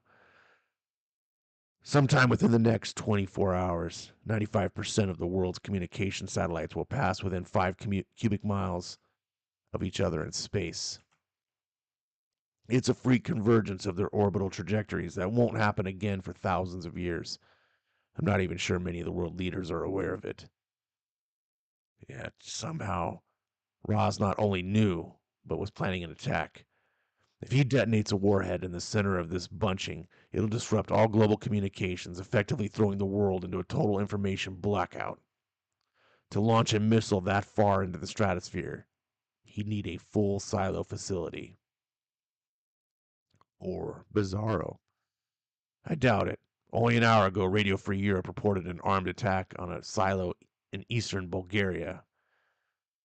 Obviously, this is something that I can't handle alone.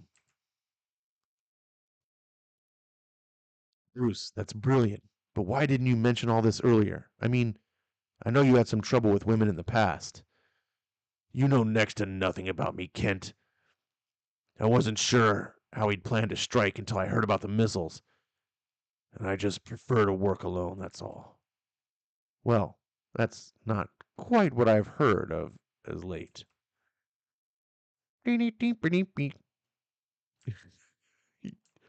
Wink. Sorry. I said upstairs now. I've forbidden him from having any part in this. As soon as that superpowered thing has entered the picture, you and your kind are far too dangerous, Kent. So he's only allowed to confront psychotics and madmen?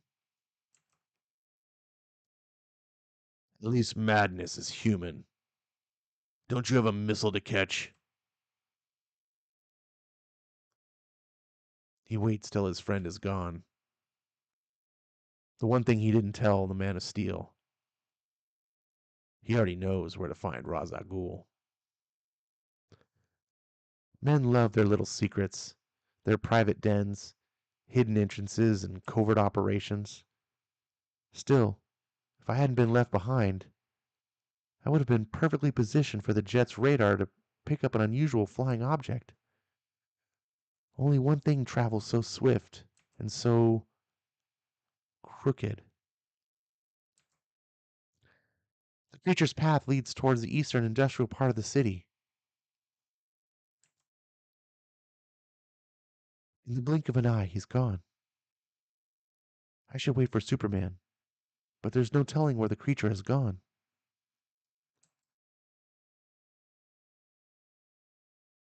Alone, I descend into this den of murderers and thieves. The creature is gone, but its lingering odor remains. The singed oxygen and mineral salts. Soon enough, I confront a familiar sight. Don't want the whole place up in arms just yet.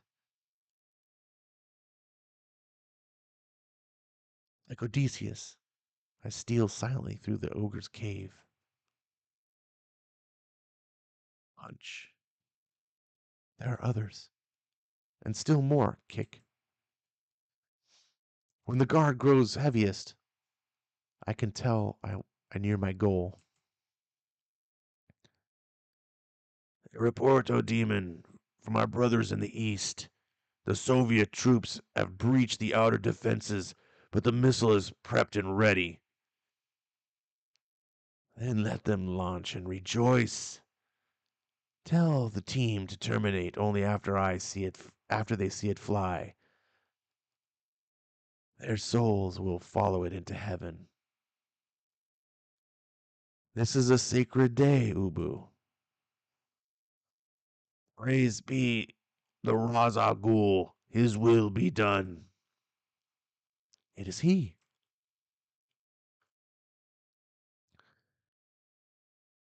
It will be remembered with the dawning of a new world. Eh? Self sanctity has always been the calm of history's madmen and fools. You strike me as a prime example of both, Ghoul.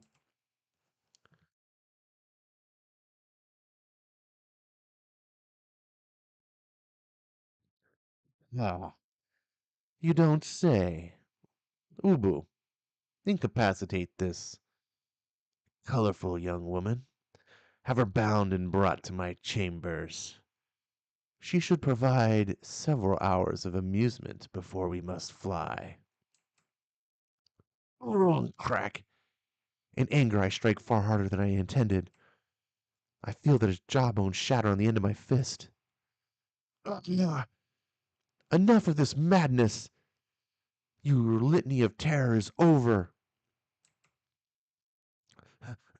Help me, friend. The collision is so sudden. No time to react. Uh-oh. I have never felt such a blow. Thank you, as always, my friend. Now, can you bring me her dead body, please? My head throbs like thunder. I shrug it off. Must press the attack. Keep him off balance. Even so. Ugh. It's like punching the Aegis itself. And so fast. I, who can dodge bullets, barely saw the white flash of his fist.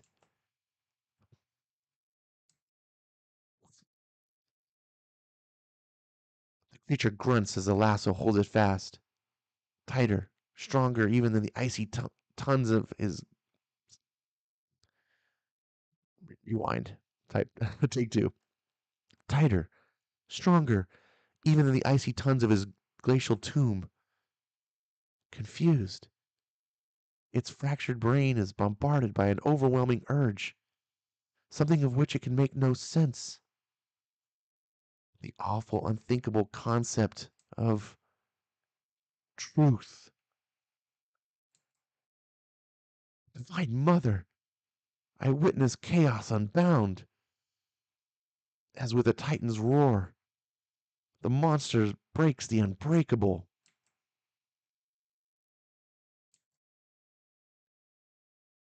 His fury is earth shaking, so fast.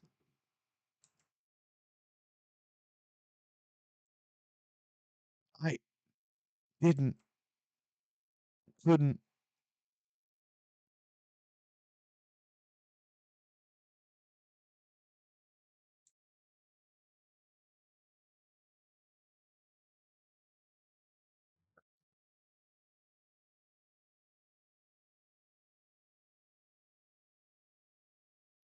Zorro no like golden bugs in head. No like lady with rope. Lady with rope broke Bizarro's badge. Bizarro am Racer Cool's number one friend. Bizarro am number one. I hope Diana's all right. Tried to contact her, but I've received no reply. I arrived just in time as the rogue missile blasts off. The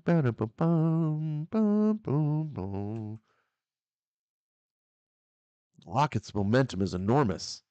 Still, the warhead itself is housed in the snout. Don't need to deflect the entire thing. Hope this works. Slowly I awaken, bound. The cruelest fate to which an Amazon can be subjected. My battered limbs ache under the weight of incarceration. Divine Mother, give me strength. Ah, well, our mystery guest is revived. Surely there is more to you than meets the eye. Well, you are exactly the as you appear, villain. Yet another petty would-be conqueror who hasn't a clue. Oh, you'll find that I have more than a clue, my dear. I have an agenda and a battle plan. Indeed, victory itself now lies within my grasp. The difference, you see, is my purpose. In order for the Earth to survive, then I must not fail. Mother Gaia has survived for eons without your intervention, villain. I shudder to think how you'd propose to aid her by unleashing such weapons of mass destruction. A radical cure, to be sure. Still, the most extreme cancers must be purged thus. Life is not a cancer. Ah, but civilization is. I seek only to save the earth from the malignant actions of man himself. Madness!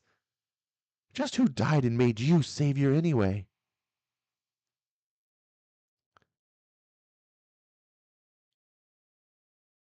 He can tell that she suspects as soon as she enters the barracks. There should be armed guards to greet her.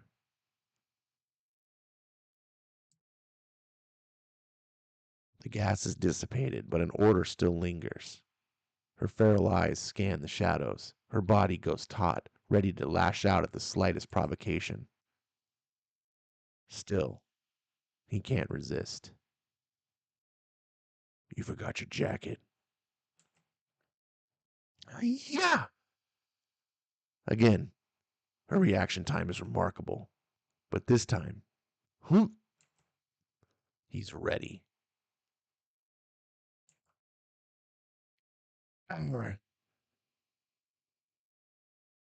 Where did one so young learn such martial arts skills, gain such intense ferocity? Bastard, nobody ties me up. Get my hands on you. Talk. Shh. You'll be sorry. He has no time for idle speculation. The tracking signal leads to an abandoned storage facility, one that extends far underground. I had originally planned for only 2 missiles. My friend's exuberance has afforded me a grand luxury. I have brought one here to Gotham to confound one of my most dogged enemies. Far beneath us runs a major tectonic fault line. Discharged deep in this rift, the warhead should cause a massive earthquake. One that will decimate this city that the detective so loves. Superman will stop you.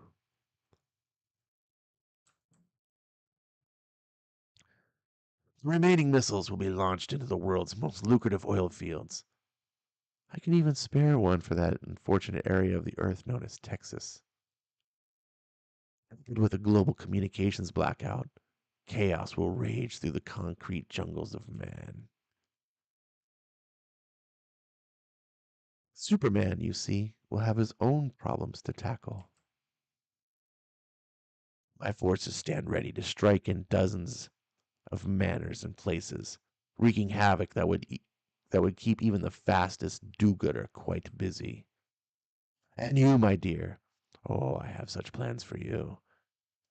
I know from personal experience the after effects of the Lazarus pit. The resurrected tend to be, at first, quite frisky, and then ultimately open to suggestion. He plans the death of millions alongside my rape, smiling all the while, as if Ares himself had birthed a human son.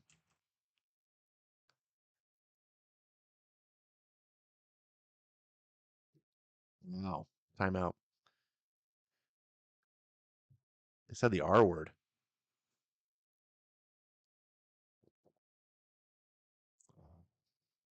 When's the last time like a villain was threatening to rape Wonder Woman?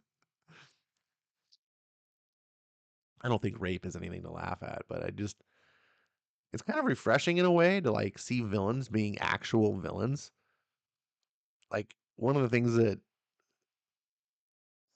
kind of bothers me in modern comics is how like the villains are also woke. Like they'll kill people, they'll conquer the world, but you know, they'll stand up for feminism and LGBTQ, like all these things. And it's like, villains do bad, like they're evil. Like they should be doing bad things. Anyway, I don't know, like obviously Diana's not gonna get raped or she not like Ra's al Ghul could take her on anyway. But it's just there's something refreshing about seeing a story be able to be told without the inhibitions of politics getting away of the story. I guess that's what I'm trying to get at. But those of you guys that read back issues, you probably just nodding your head. Back to the story. I don't want to turn this into anything. Entering the target area. Must be careful to contain the missile. Contain the nose in one piece. To have it break apart now would bring disaster.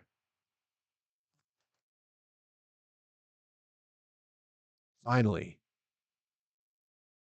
past the blast radius. Inertia threatens to drag me in. Even in this vacuum, a residual sound reaches my sensitive ears. One down, three to go.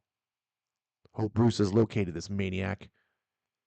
And now, friend, if I might beg another favor of you, please crush the Wonder Woman's skull.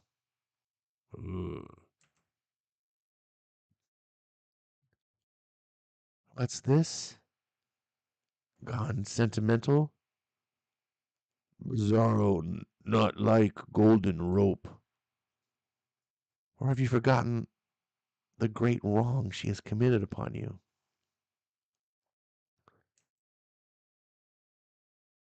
Divine Mother, grant me peace. Not today, ugly. An explosive burst from a solar spectrum laser right between the eyes.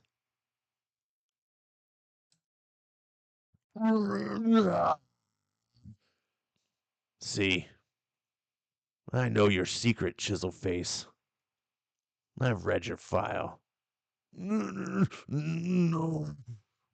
What wrong? Bizarro's eyes. Bizarro not see. What was that? Overloaded on such an energy surge, the creature's pupils hardened like gems. Where is it, Roz? Where's the missile? You are too late, Detective. No games, Roz. Where's the black? Mm-hmm. I'm fine, Ubu. Quickly, we must be away. Meet me at the helipad. Kill the woman if you like, but leave the detective alive. I would have him taste his defeat.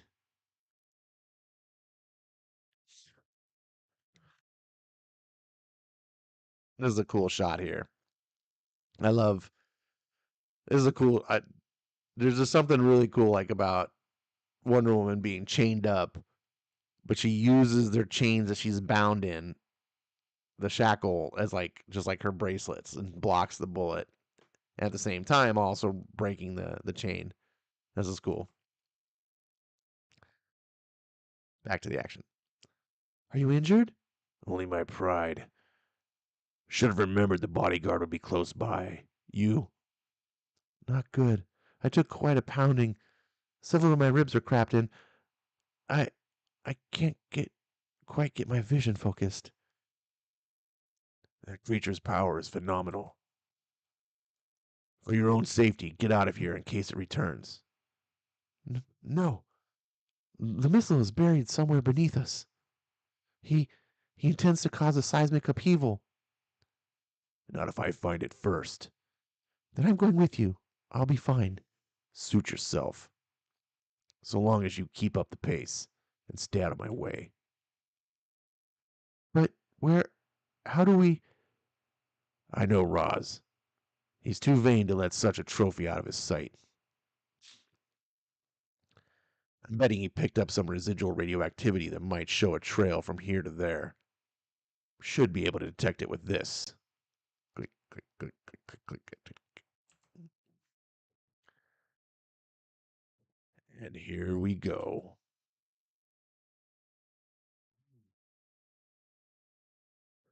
The way down is dank and claustrophobic. The further we go, the more disoriented I become. Batman seems not to notice. He must be used to such settings.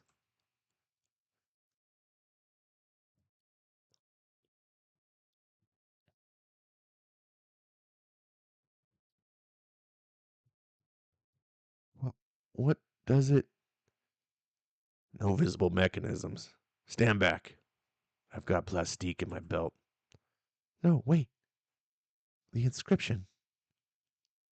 It's ancient Phoenician. It says, "From the well of souls, rise the immortal demon.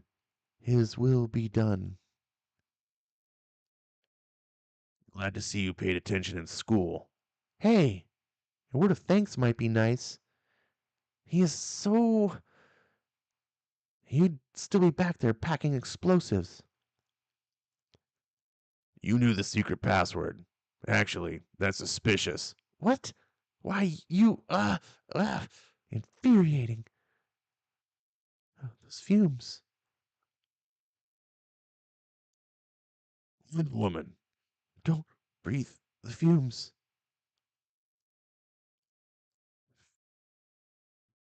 Fear not, demon hunter.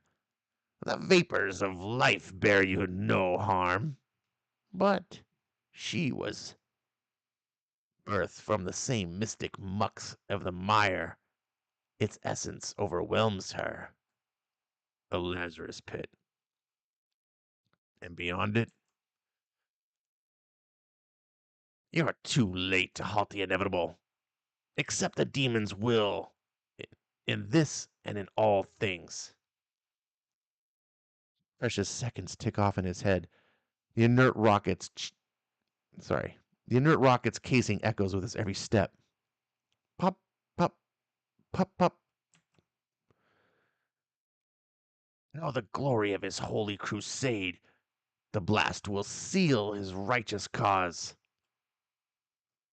The crone's staff, tipped with a hardened shard of the pit's vicious brew. Accept the demon's will. And this is in all things. His will be done. N- Never, Hag. Not while there's breath left to fight with. Sacrilege! Heresy! Snap. Feel the sting of the mighty wrath, heretic. Ah! The pain is sharp and cold. My tortured ribs splinter and shift. My blood, so much redder than I remembered. Wonder Woman! No time. Battering. Gack! Pause. Sorry, that one got out before the mic mute. Um, so those of you, I don't know if you're listening, if you know who Sergeant Bats is, he was the first person that ever did a show with me on my channel in the early days. We had the Ash and Bats show. It was a fun show. I miss it. We had a good chemistry. And he was a huge Batman fan, obviously, Sergeant Bats. Um, and he had this thing he was always telling me. Like, he would literally grade comic books, like, he would talk about Batman stories. If Batman didn't use batarangs in the comic, he would, like, rate it bad. Like, and I'd be like, what do you mean? I was like, that's a good Batman story. He's like, no batarangs. I was like, what? It was just like a thing of his. Like, he just liked the batarangs. And so now, to this day, anytime I read a Batman comic and I see Batman using batarangs, like, I get a special kind of, like, I just chuckle inside. It's one of those things that'll be forever attached to. Um, it's like, oh, it's a good Batman book. It's got batarangs. Passes the Sergeant Bats test. All right, back. Well, unpause. No time. Batarang. Gack. In this, as in all things, His will be done. Don't try to move. I'm coming. The warhead's timer angrily clicks away. Seconds remain. An electromagnetic pulse disruptor, planted deep in the bomb's mechanical guts. He wonders whether the device will do its work. He has long since forgotten how to pray. The fall was awkward, yet he struggles to his feet. Must help. As my life's blood trickles from me, some primordial instinct draws me onward. Only hope. Into the pit. The pit roils as it unleashes its magic. Ash. Is it the monster? Not here. Not now. Bruce, what happened? She was grievously wounded. She threw herself into the energy pool, the source of Ra's al Ghul's longevity. I I can't see her. What's I've never witnessed the actual process, only its aftermath.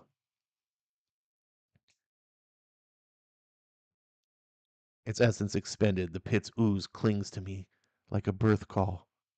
My skin feels like it's been sliced and refitted.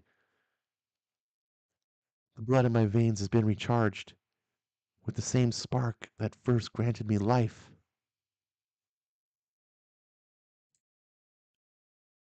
I have been purged. What what is it? Why are you looking at me like that? What has happened to me? You, you're fine. It's just stop staring at me, both of you.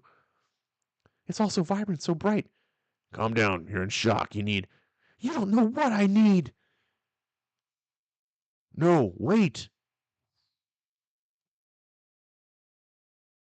Diana, wait. I know how you must feel. Please, let us help you. Help me? You know nothing about me nor my feelings. Don't know if I even know, but this is what comes from the wicked ways of the patriarch's world.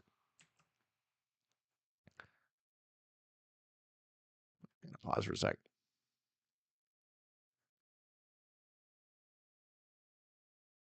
So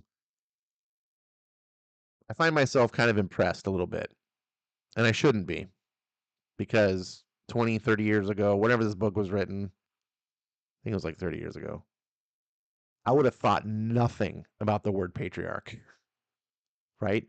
I would have thought, well, I wouldn't have thought nothing. I would have thought what is meant in the comic, right? Like that the mascara is all women and they believe that the world was corrupted by men. And that's just because of the politics and the worldviews within the DC universe. And it worked fine, and no one had a problem with that, and everything was good.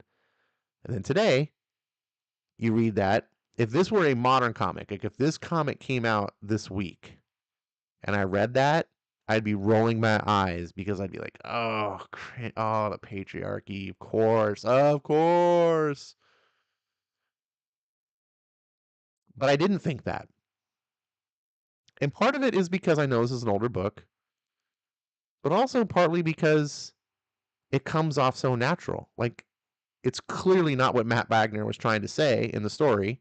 He's trying to write Diana in character, and he does, and it's fine. And everyone that reads this book in good faith sees it that way, and there's no issue.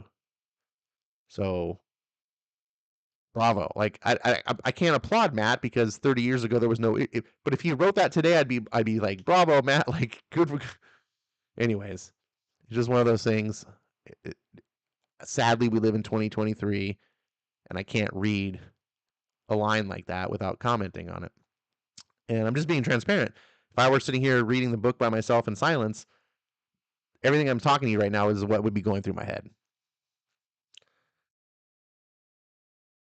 Plus, I needed a break, like for my voice.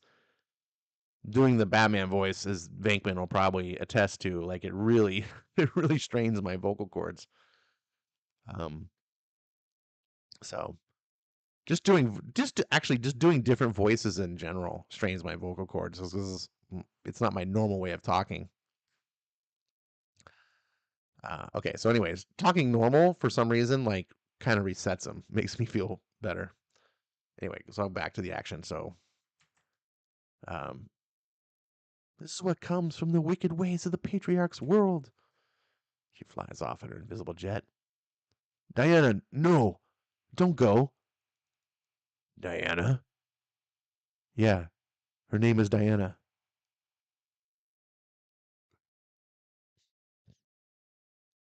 Paradise. So when I started reading this, pause again, I forgot that I was reading a trade paperback. Now, one of the things I hate about modern trades is they edit them in such a way to connect it as if it's all one graphic novel story. Um, which on the surface isn't such a bad thing. Like I read this and if I just read this in one sitting, it is like a graphic novel. Like it flows real well. It's tight. But these were original issues, uh, and as such, as a comic fan, it's kind of nice to like see the covers, right? Like I'm a big fan of when you collect multiple issues, just sandwich them, like put them together. Like when I come, so this is the start, and I was able to recognize this because every book starts off. The first one was Metropolis. The second one had this scene where it was Gotham, and now here we are in Paradise. And I'm pretty sure this was a 3-issue miniseries. Yep. So we're about 2/3 of the way through, and we're 2 hours in. So I think, man, I hate to pause it like in such like I wanted to like do half and then carry over. Um, should I go all the way and finish it off? That's quite a bit of pages left because these are double-sized. I think they're like 50-page longer. It's 126 out of 197, so that's like 70 pages left. I think think I'm going to spare my voice and do a second episode to follow up on this. Um, so we'll end tonight's reading here, and we'll have a two-parter, which is not that's how I've done it before. I just wish I kind of would have been more on the ball. It just reminded me. I was like, oh yeah, because I don't notice that I'm reading into another issue, and so I just keep going. So Geeky Puppets says drink water and suck on cough drops. Yeah, I don't have any cough drops, but that's actually not a bad idea. But it's hard to talk when you're sucking on cough drops. Ronnie says, quote, should I go all the way and finish it off? Unquote. Something a woman never wants to hear after a pause. He threw me into a coughing fit. Oh, Ethereal Dragon's here. Hey, Ethereal Dragon. Sorry, I didn't notice you. I was busy reading. Black Cat says, boo, quitter. It's been 2 hours. Man, if this were a movie, most of you'd be complaining, the 3 hour movie is so long. On the other hand, I guess I'm flattered that you're willing to listen to me for 3 hours. I can't be that entertaining. But this will be good. I'll have something to read next time. Maybe I'll see. The problem is I don't know. I don't have something else to read because I could read just the one issue and then maybe something else. Well, I'll figure it out. Frank Miller would be so disappointed. That's funny. Don't make me read Frank Miller on the stream, Evil Black Cat. I'll do it. In fact, I'm gonna do it at some point. Because I love me some Frank Miller.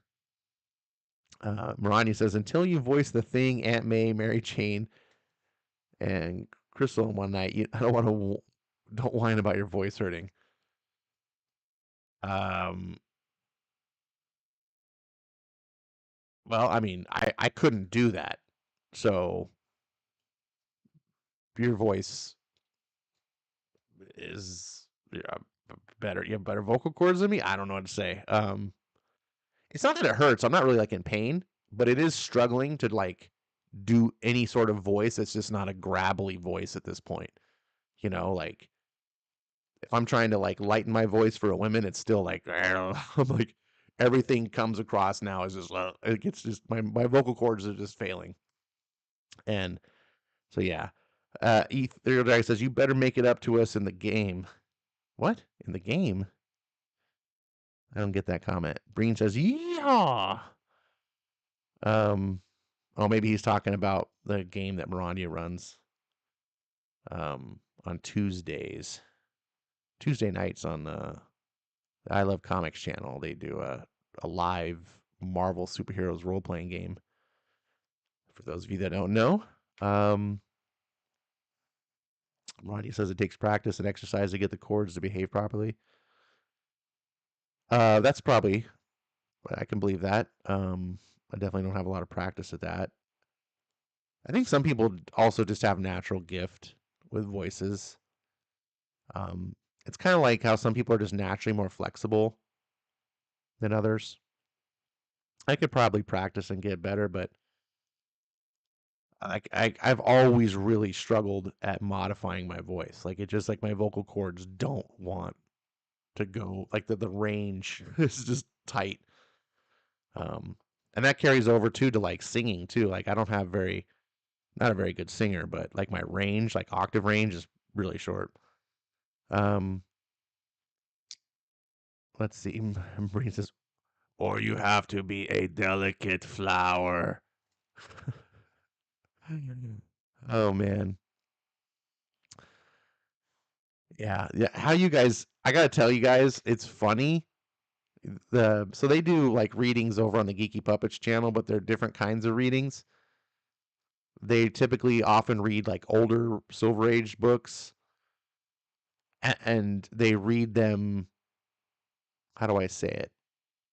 Like intention. It's almost like reading intentionally bad.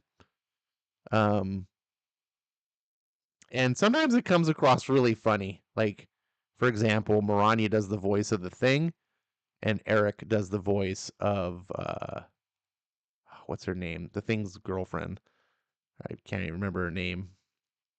Um, and so it's like almost like purposely like giving them bad voices and different things. But sometimes as a listener, as funny as it is, it's really difficult to listen to because like the voices are so mismatched and stuff. Like it makes it so much harder to follow along. Ah, Black Cat says, so what Ash is saying is that his throat game sucks. Yes, my throat game sucks really bad. Ethereal Dragon says, I, the mole man, need more monologuing. That's the best I can do. Now, Professor Pixel, the other half of the Geeky Puppets channel, he's got some good voices. Um, I he's see I envy people that have range like that can go into different things. I also really envy people that can do accents. I cannot do them. I can hear them in my head. I when my mouth tries to like make the sounds, messes it all up. Um, so I really wish I could do accents. And I found out, not that I didn't know this already, but I kind of it was reaffirmed to me when I try to read X-Men comics out loud. As it's such a challenge to read X-Men comics because Chris Claremont loves his foreign accents. He loves to write Gambit with his Cajun accent, and Colossus speaks in Russian. Of course, like Banshee's Irish. Like every character's got an accent, and then he likes to write it that way. Now, it works good when he writes it that way because in my head I can totally hear it. I can hear Banshee speaking in an Irish accent. I can hear the Cajun of, but when I read out loud, my mouth cannot make it work. So it's so I don't know if I want to read X-Men, but it's a super challenge. Um, let's see. Funny part is when we started reading the Fantastic Four, I voiced Sue and Alicia, and Eric voiced a Thing. For some reason, one night we swapped the roles, and it stuck from then on. Yeah, I mean, I had always assumed that you guys are just trying to be ridiculous, and so that was just a natural like, hey, this would be really funny. Like, but um, I really like that. Pixel does a really good Christopher Walken accent. He just needs to stop using it for so many characters. But it was kind of funny when he was putting Doom's Christopher Walken. Um, did you know every policeman in New York City is Irish? No, I didn't. Wolverine is Canadian. Storm is from Kenya. Yes, there you go. That's someone. Yeah. Although Storm is from Kenya, but she was here's the real X-Men trivia. Like Obama, here's see where I'm going. Like Obama, that's not where she was raised. It's where she was born, not raised. She was raised in Egypt. So Storm actually has an Egyptian accent, not a Kenyan one. Wolverine is Canadian, but as we all know, he speaks like an Australian because that's the way the X-Men cartoon was. He spoke like a Canadian, or he's also showing an Aussie accent. Oh man. Dr. Doomenschmerz is better than Walk in Doom. I don't know if I've heard Doomenschmerz. Um, I, I, I, I need to hear that. Cairo is where Storm was raised. Her dad was also American, says Manya. I don't remember her dad being American, but I don't remember her dad not being American either. So, um, my memory of her was that she just was like an orphan, like she didn't know who her parents were. Um, let's see. She walked across Africa too. That's weird. I don't remember her walking across Africa. Was that the post Claremont era that she did that? Because the Storm I know wouldn't do that. Um, the Christopher Claremont Storm saw herself as a goddess, and so because she was saw herself as a goddess, she certain things were beneath her. If you understand what I'm saying, like walking a distance like that would be so pedestrian. Like I don't know like how to put it right.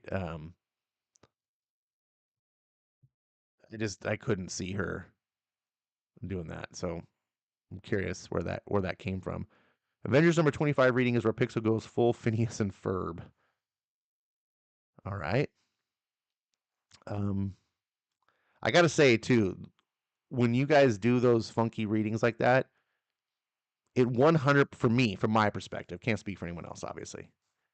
It's 100% more fun to be in the participant. It is so fun to read old school comics, Silver Age or Golden Age, and like ham fist it up, like just go full on.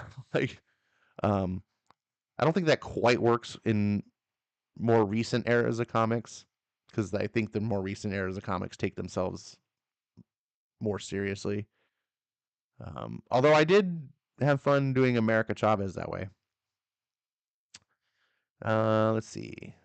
Black Cat says Storm's claustrophobia came from the fact her house was destroyed and she was trapped in a rubble with her mom's corpse next to her. Yeah, I remember something like that. I just didn't remember the details. Um, I got to be honest. When I was a kid, when I got into X Men as a teenager, Storm was my least favorite X Men. Um,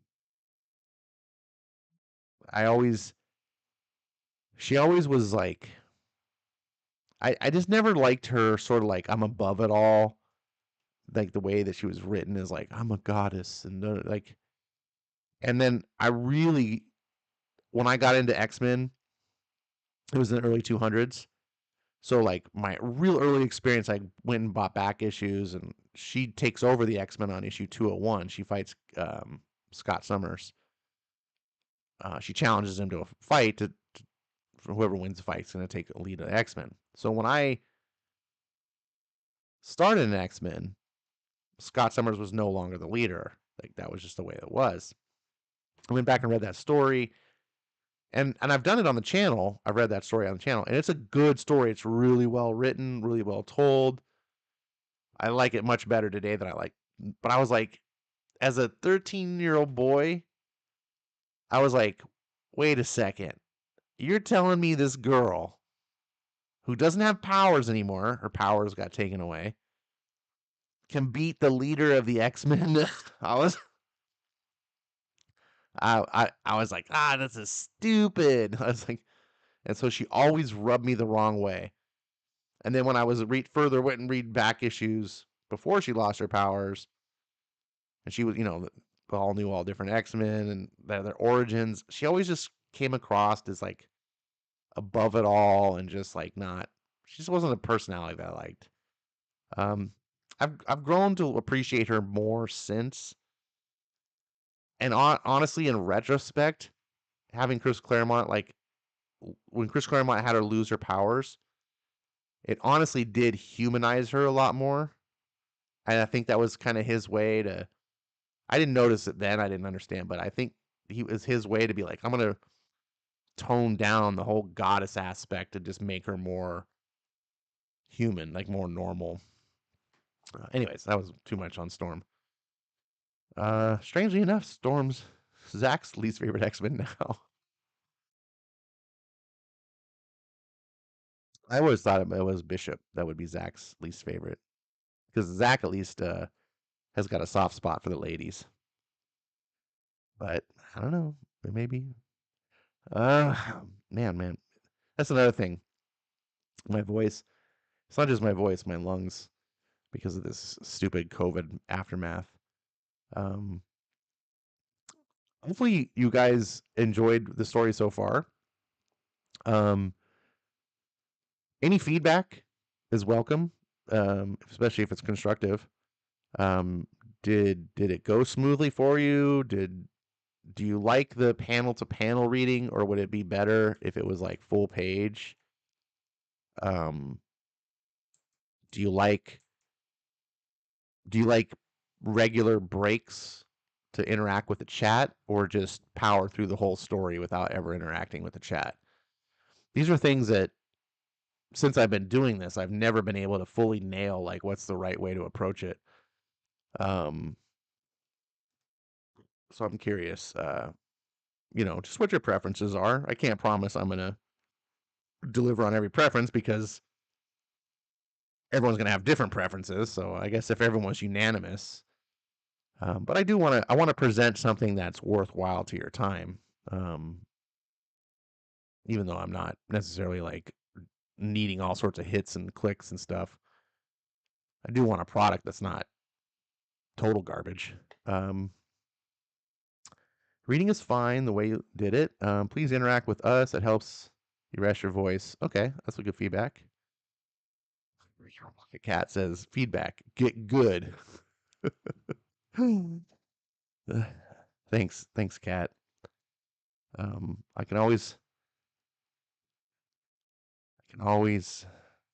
rely on cat to give me the help that I need. Just like a real cat, they'll watch you die and then eat your eat you eat your corpse. Um, Whereas a dog will take a bullet for you. Dogs better than cats. Uh, Also, I got trying to think of what I'm going to read next. I also need to think of times of when I'm going to do this. I was actually going to do this last night because there doesn't seem to be like any streaming on Wednesdays. It's like the one time that there's not a lot of competitive streams. The whole reason I was doing Mondays is because that was the day, and then E decided he's going to start streaming on Mondays. So I'm sure if I start streaming on Wednesdays, that E or someone else will start streaming on Wednesdays too, because that's just always how it works. Um, Normally I have Bible studies on Wednesdays. However, we're on a little bit of a hiatus for the summer, so that's gonna be a problem. Um, so I'm not sure when I'll be able to keep continuing this and find a regular time. Um, would like Tuesdays wouldn't be bad, but they got the role playing game you guys are doing. I just don't like to conflict, um, especially since a lot of same regulars. I don't want it's not. I don't want people to have to choose one or the other. So I don't know. I don't know. It sucks being on the West Coast for more reasons than just Gavin Newsom. It sucks because by the time I get able to do stuff, everyone's already like going to bed. So, uh, Storm was Chris's favorite. Who's Chris? Oh, Chris Claremont. I was like, yeah, Storm. Chris Claremont. Yeah, he likes Storm quite a bit. Um, and maybe that was another contributing factor to me not liking her too. Is like I felt like she got artificially inflated. It's like the more something gets shoved down your throat, you're just like the more you're like naturally inclined to reject it. And the things you don't get enough of, you're like, I want more. It's like you remember how like Boba Fett used to be cool, and then Disney was like, here, have all Boba Fett gets his own show and all this, and you're like, I'm sick of Boba Fett. Wednesdays is when we go to visit the old folks' home over at the Graphic Man's. Yeah, but none of those guys except for Breen, um, is like mutual. You know what I'm saying? Like none of the so if it's a different audience, if it's different people, like I don't have quite as much, but like the Marvel thing, it's half the people in the chat right now are part of that. So Um, Ethereal Dragon says, "Poor Ash." I'm sorry. Am I wallowing in my self pity? Um, well, it's 10:30 my time, which means it's 1:30 on the East Coast, so it's pretty late. So I'm gonna wrap this up. I want to thank you guys for showing up and supporting. It's always nervous when you're gonna, especially when you do something by yourself. If you have a co-host, you can just sit there and talk with your co-hosts and whatever. You do something by yourself and you start a stream and there's no one there. You're like, do I just sit there and talk to empty space? Like, what? It's weird. So it's nice to have people there. Um, I just want to find a regular time because when you do that, that can become more of a routine. If I just do like these random things, and it's like some people could make it, and then other times like, oh, I'm not free that time. And if I'm splitting up books, then it's like, oh, I got to listen to part of the book, but not the rest. I know they can play it on a replay, but most people don't. Hopefully, you guys are enjoying this book. I'm very much enjoying this book. Before I go sign off completely, Ronnie was making some comments about the art earlier um, that weren't entirely positive, and that's totally legit. Like you can, art's very subjective, so um, I kind of understand it. As I was saying before, like Matt Wagner was like very indie guy, especially in his earlier years. So th- this definitely would not have the like DC house style. It definitely has more of an indie, something you'd expect from an indie book. So and when you see mainstream characters drawn in indie style, it stands out. I just happen to be kind of a fan of Matt Wagner's style, so I'm a little bit more biased. Um, I like I like what he does. I like when I was reading this, some of these shots were just really cool, and I love the voiceover. Obviously, as a Frank Miller fan, there to me, in comics, in writing in comics, one of the things I love is a really good sound. Right? It's one thing you got to write characters in character. Looking at you, Bendis. That's important. You want to be able to give characters a voice that sounds like the character, but also I think there's a certain poetry to writing in comics that not many writers actually have. And one of the reasons I like Frank Miller so much is I feel like he's just a wordsmith. Like he's the story isn't itself necessarily the best story. There's people that are writing better stories or whatever, but it speaks to me like the way his words are placed. It's thought out. Matt Wagner was capturing some of that here for me in some of these scenes. Um, there's some poeticness, like here where he talks about. Oh, I don't have it on the screen. Um, at the end, he's like, Diana's crawling away. She's bleeding. He's like, "Don't try to move. I'm coming." And then this the way that the narration, the Warhead's timer angrily clicks away. A lesser writer might just be the timer's clicking away. Angrily puts a certain thought into your head, there's a menace that this weapon isn't just danger. There's a menace to it. It angrily clicks away. Seconds remain. An electromagnetic pulse disruptor planted deep in the bomb's mechanical guts. That those choice of words, it could have been like, planted deep inside the bomb. Factually, it's saying the same thing, but by adding planting in the mechanical guts, kind of creates a visceral mental image, like that this thing is it has like its own emotions. It's angry. It's got a body. You can put it inside. Like you're trying to kill this thing. He wonders whether the device will do its work. He has long since forgotten how to pray. And man, that last line to me, I was like, that's so Frank Miller. Like, it's such a he's forgotten how to pray. Like, why, what does that mean? Like, as far as like moving the plot along, it doesn't move the plot along at all. But it speaks everything to who Batman is, this lone avenger of the night. He doesn't rely on anyone else. He doesn't look to a higher power. Like, he operates alone. And you're not stating that. To just state it out like that would be very expository. But the way Matt Wagner writes it here is very poetic to me. And those are aspects of writing that I love. And that's part of the reason why I love Frank Miller so much. He's a master, or at least he was in his heyday at doing that. Um, so I was very much enjoying this. Like, anyways,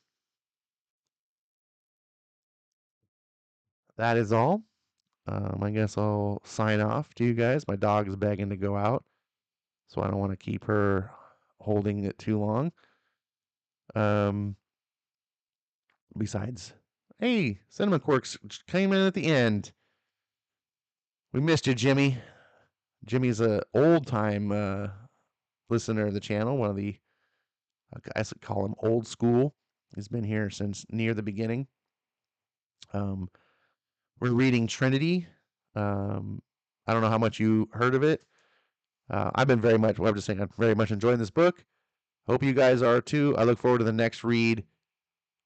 I don't know exactly when that's going to be, so I will try to make sure that I schedule the stream at the very least 24 hours in advance, if not better. That way people can not just be like, whoa, like, it starts in 10 minutes.